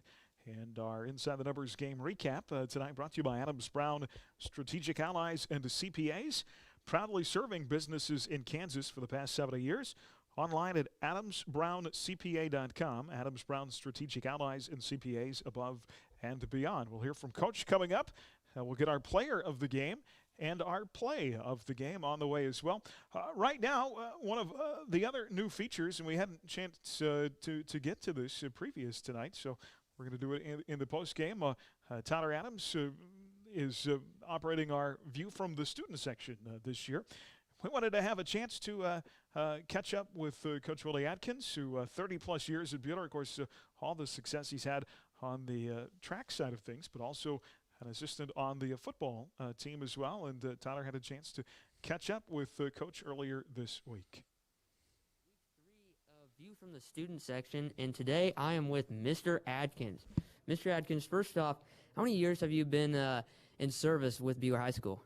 This would be my 35th year here at Buehler High School, coaching and teaching. So all those years, how have those years impacted you with your teaching and coaching skills? That is a really excellent question, and I think about it on occasion. I think because of the time period, there should be the element of experience that helps. And I think that does come into factor at times, but also I think in coaching, each day is a new day. And so I think we know the routine, we kind of know how it should go, but there's new experiences that happen all the time. So it's not routine and it's not mundane, but also I appreciate having some experience to kind of help guide myself through some of these ideas. And last question, you're playing El Dorado this week. They're 3-0, and like Sam Elliott said, their run offense, they barely ever pass. How do you think that your O-line or D-line and just your run defense will stop them, because they have been playing great lately? Well, I think Sam's right on it. These guys are a physical team, and they just keep on getting better each year, and they've reached a pinnacle this year, so formidable. I know Coach Coles and the defensive staff have a few wrinkles in for them, and I've seen the wrinkles in practice, and we're very keen on those. He's done a great job, as he always does, making things happen. So, yeah, we're playing at a high level. We're certainly going to have to play at that level and beyond on Friday night. All right, thank you, Coach Atkins. Hey, thank you. All right, some thoughts here in our view from the student section tonight. And tell you what, I just will brag. Coach Atkins is a very humble guy, but you will not find a better dude. He's just he is true, just a really awesome guy. Well, and he's been with Buehler for such a long time, and just represents Buehler High School with such class. He's coached so many different sports. I mean, I had him for 2 sports as a kid myself, and I know that he's somebody that I know my own kids have enjoyed having him as a coach, and he's just a guy that I could tell, I don't know, story after story about Coach Atkins, and just when you talk about Coach Atkins, people are going to put a smile on their face. And having him as a teacher now, he's a great guy. I'm going to get a little academic here, but you learn stuff in his class. Well, that's what you're supposed to do in school, right? All right, I believe we have Coach on the line. Coach, are you with us? Yes. All right, Coach. Sorry, I took so long to call you. I'm pretty darn excited the way our kids played. I've been celebrating with the kids, and all of a sudden I said, I got to call Aaron, so I apologize for that. Oh, no, absolutely. Our post-game chat with Coach Warner. How about, first of all, Coach, we're going to dive into the game, but I know a lot of things are different this year because of COVID, but certainly pregame and the way you guys handled things with getting here late and the locker room situation, I know a little bit of a different start to the night for you. Well, not very often. We started with our offense, giving up a touchdown. and their offense driving down the field on us. That doesn't happen, too often. But I don't know what it really was, but we sure woke up, and I felt like we grew up a lot. Defense too. I mean, at the first of the game, they were driving right down the field, and we just grew up on defense. We played faster, we played harder. We became a very physical defense tonight. And then offense, obviously, we've got Sam running. He's been getting some holes, and just things are coming together. It's taken longer, I think, a lot because we missed game 2, but still, it's coming together, and very pleased with the kids because you can see in how good El Dorado was. It's not like it's a normal El Dorado team. They've got good young kids. They're coached well, and they're very physical. They're getting off the ball. They're doing things well. So we responded the way I expected our kids to respond, and very pleased with our kids. I want to approach this from 2 ways, but El Dorado gets in the red zone 3 times outside of the final score of the game. Really focus on the 3 other times they got in the red zone. They were driving the ball, and they came up empty each time. From an offensive standpoint, how mentally challenging is it to come back from that? But then what does that say about your kids defensively and the way they responded? Well, it says bend but don't break, and keep finding ways to make plays. Coach Coles did a great job of changing things up and running different things against their offense. And then I know that all except for the opening one, I think we answered with the score, and that says something about our offense. So then again, we're talking about our team just developing and coming together and doing the right things. Because obviously our offense knew that we had to come out and score points because it was hard to stop them. And we talked about at halftime that how important the drive was in the third quarter, and we went right down and scored. We scored again in the third quarter, and it just, again, I thought we came together really well as a team today. 2 weeks in a row where Sam Elliott has been fantastic. I mean, you have to give some credit to the guys blocking up front. But I thought he and Roland both tonight were really good. Well, I was really pleased with the offensive line. They were physical, just got off the ball well. I mean, the things that they did was very exciting to watch. And obviously then you get Sam rolling, and he's so low to the ground, and he sees the field well, and he cuts on a dime. He had a great night, and it's a lot of fun to watch him run. Yeah, absolutely. And then, of course, we talk about it all the time, winning the third quarter. Third quarter difference to me in the game. You dominate that 12 minutes of football, and that ends up dictating the final score. Right. That was a great quarter for us. I remember saying it as soon as the quarter was over, that was a great quarter because that's kind of when we dominated. We started to become, again, the team that I'm talking about. We did what we wanted to do. Very pleased. Obviously, the important thing at the end of the night is you win the game. That was a much improved, I think, El Dorado team from many that we have seen in years past. I was impressed with them tonight and how much better they've gotten as a team. Well, you see they have athletes. They have young athletes with a lot of speed, and you can see it. I mean, we kicked the ball off to the right, and he's able to run the ball all the way across the field without us getting there. That's a sign that the young man has speed, and they've got speed across the board. And so they're going to be a team to reckon with in the future, and we're going to have to keep getting better because next year will be a better battle with it. Yeah, well, Coach feels good to be on the right side of 1-1, 2-1 on the year, and just fortunate, blessed to be able to play every week given the circumstances. And so good win tonight, and we'll talk to you Monday during our coaches show. Sounds great. Thank you. All right, there is head coach Steve Warner with his thoughts.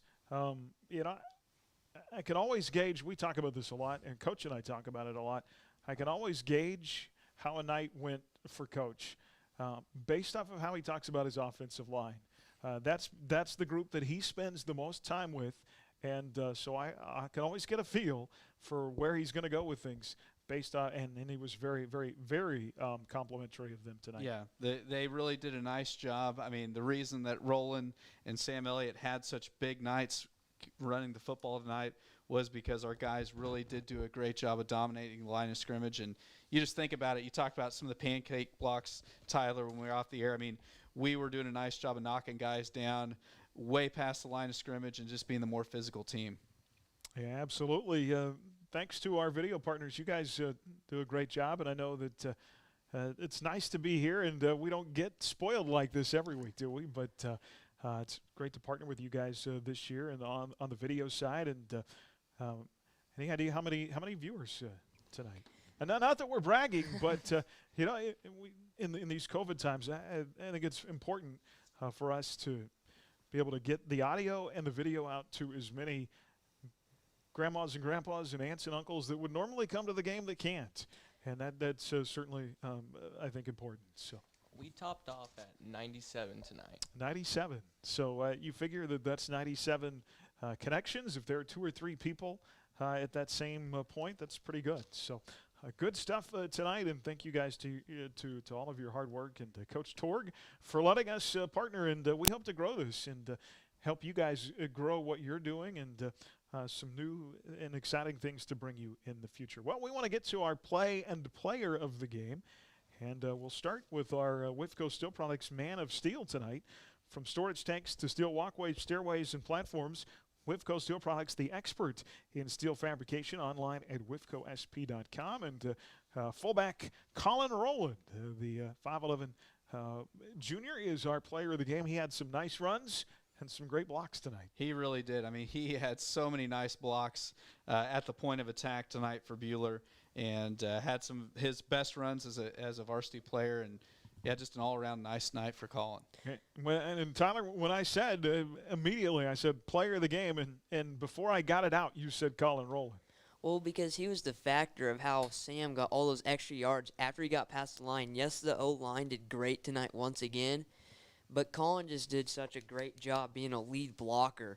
And so he gave Sam that trust to where Sam could just hide behind him for as long as he can until he found an opening, or when there was eventually several other defenders that Colin couldn't block. Colin just was a great factor tonight for those yards. So Colin Rowland is our Whiffco Steel Products Man of Steel, player of the game, play of the game. And there was one. There's several great plays tonight. Colin, Sam both had some great runs. I think the 2-point conversion from Brad to Ryan Henderson was a big point that tied the game. But the play that set up that first touchdown drive for Buehler, remember it was capitalized on by a penalty at the end of it by El Dorado. But from the 25, Mason Lipford had a fantastic return into El Dorado territory to set up that first scoring drive.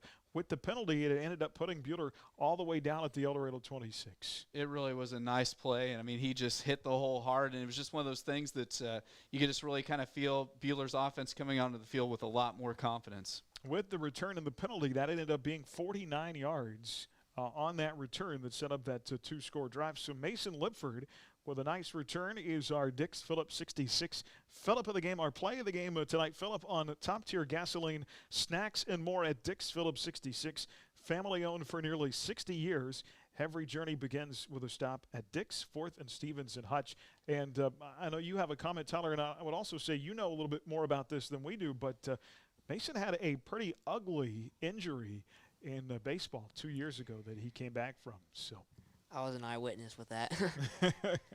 But also, I feel like that the secondary should be getting a lot of credit tonight. No, they did not get a lot of passing action, but with the running backs for El Dorado, if they would get past the linebackers and D-line, they were always there to contain. And there were a lot of plays where if the secondary was not there, there's a lot of green for the Wildcats to score on. So they Cameron well. Campbell had some nice stops. So did Deontay Campbell, and Levi was just steady Eddie and back there like he always is at safety. Yeah, they've got some quick guys on the outside. Veach, just a sophomore. Rice, Sundgren as well. They're going to beat a lot of people this year. Well, we'll come back and wrap it up. We'll get some final comments and update you on our Buehler Dental Care scoreboard as our Shirt Shack postgame continues next here on HKFM and the Crusader Sports Network. For the Crusader Coaches Show, live from AJ Sports Grill, Monday nights at 6:30 on HKFM. Your home for Crusader football is Oldies 95.9 HKFM. Rise Up Reno Prevention Network wants to encourage you to coach your kids through more than just homework. Start having short, frequent conversations about alcohol and other drugs. Talking with your kids is the first step towards keeping them safe. For tips on how and when to start the conversation, visit www.underagedrinking.samhsa.gov. Check us out at riseupreno.org. Rise Up, Reno. Yoder Meats is way more than just meat, but if you're looking for grain-fed, locally raised, antibiotic-free, and no hormone-added beef, Yoder Meats is the place. Feed the family with your choice of bundles or smaller butcher bags designed with a variety of meats to fit your needs. They have exotic meats too, and a wide variety of delicious cheeses, baked goods, groceries, specialty candies, gift items, and even products for your pet. Get it all at Yoder Meats in Yoder, open 10 to 6 Monday through Saturday. Find specials at yodermeatsks.com. When you're running a business, you don't have time for internet that slows you down. IdeaTech is here to bring your business internet freedom. Freedom from high prices, freedom from slow service, and freedom from bad customer support. If you're ready to do business with a local company that cares about you, give IdeaTech a call at 620-543-5000 or visit ideatech.com and contact us through the Hook Me Up button on the homepage. Your internet freedom awaits. Hutch Rec is your community recreation provider.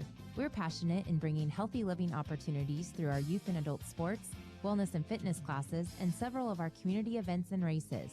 We're also your community spirit provider, offering endless recreational opportunities at Dillon Nature Center, Senior Center at Elmdale Park, the Sports Arena, plus Hutch Rec downtown.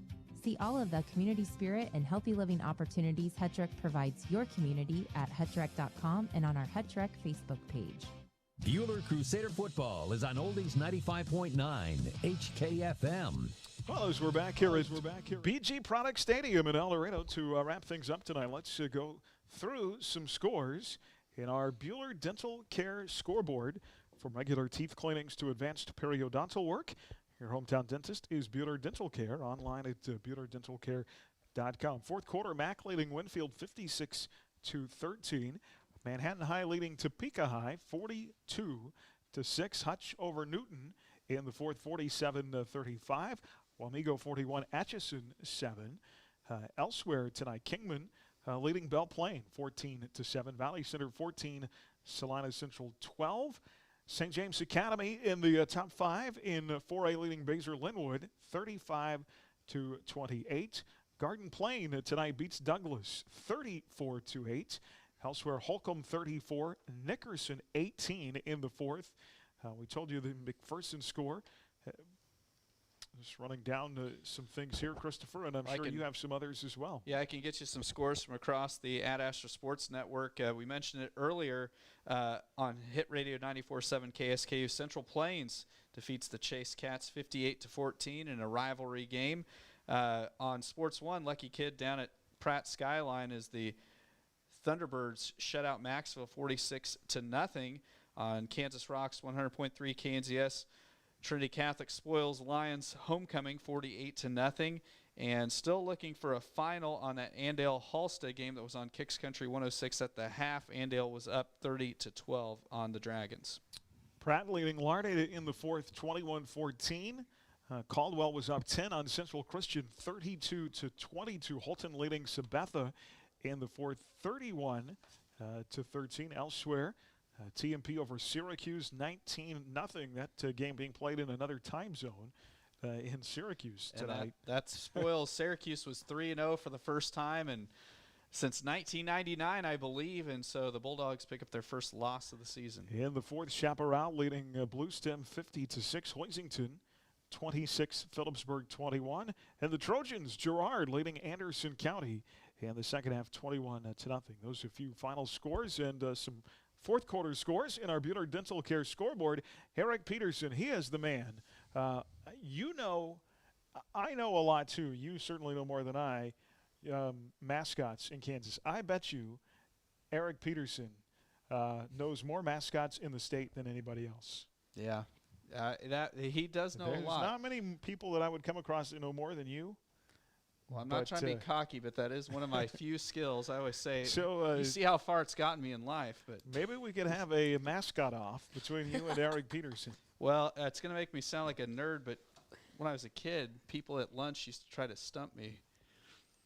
I bet there's got to be a team somewhere in southeast Kansas that you don't know. That's a weak spot. I know that's you've got all that family down in southeast Kansas. See, I knew that Girard was the Trojans. Yes, and see, you get down there's a few of those Cherryvale, and there's all kinds of teams. Yeah, what is Cherryvale Cherryvale? Chargers. Yeah. They used to be the Cherries, but they changed it. Well, Who wants to play for a cherry? I mean, it just – anyway, so we're getting off track. But Eric Peterson has our football scoreboard show coming up at 10 o'clock tonight over on Kicks Country 106 and on the Ad Astra Radio app. Download that for your smartphone or tablet. Our streaming tonight brought to you by Next Tech Wireless. Your mobile and need to stay connected online at nexttechwireless.com. We also want to thank our friends at Allen Samuels, sponsor of our broadcast booth tonight, and their Back the Blue event coming up tomorrow. We'll be live there at Allen Samuels in Hutch from 11 to 1, as many of our HPD officers and Reno County sheriffs will be on hand for a meet and greet. There's going to be a bounce house and some activities for the kids, and we'll be doing some giveaways and some other fun stuff. So go by and harass Cindy tomorrow. She loves it. From 11 to 1 at Allen Samuels. Well, I wanted to give a compliment. You know, they talk about the football team getting better each week. And this is our best week. This was our third week working with the guys, Colton and Tyler with the Crusader Sports Network. And, fellas, I'd say, wasn't tonight the smoothest night we've had? Go ahead, Colton. Yeah, it was. We always have some sort of problem. And it was audio last week, and then it was video the week before, but finally we've got it down. You know what it is? If we just play all our road games here. Yeah. Life would be pretty good. It would. It would. All right, fellas. Well, thank you so much for all your work. Looking forward to the weekend. Lots of college football.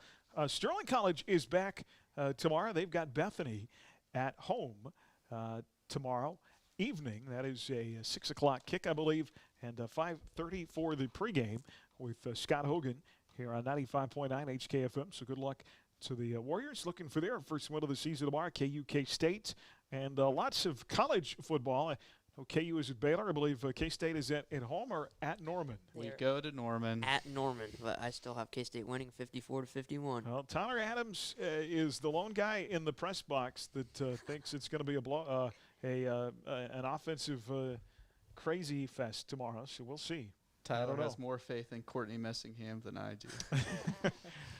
Chris is getting real now on the radio. How do you really feel? But, and lots of stuff. Have a great weekend, fellas. Thank you, and great broadcast tonight. Speaking of K-State football, Aaron, last thing.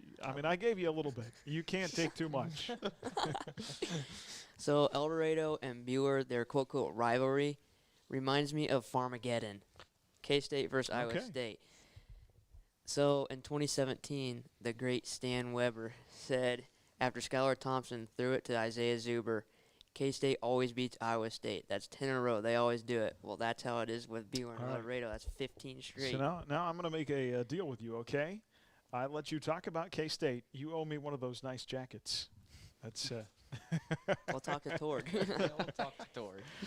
All right, we'll see you next Friday on the road at Augusta. Next Friday night here on HKFM. That'll be a 7 o'clock kick and 6:25 for a pregame. Join us Monday night for our Crusader Sports Coaches Show. We'll be live in studio with coach and players Monday night at 6:30. Final 36-14. The Crusaders win it on the road in Week 4 at Augusta next week. Now 2-1 on the season.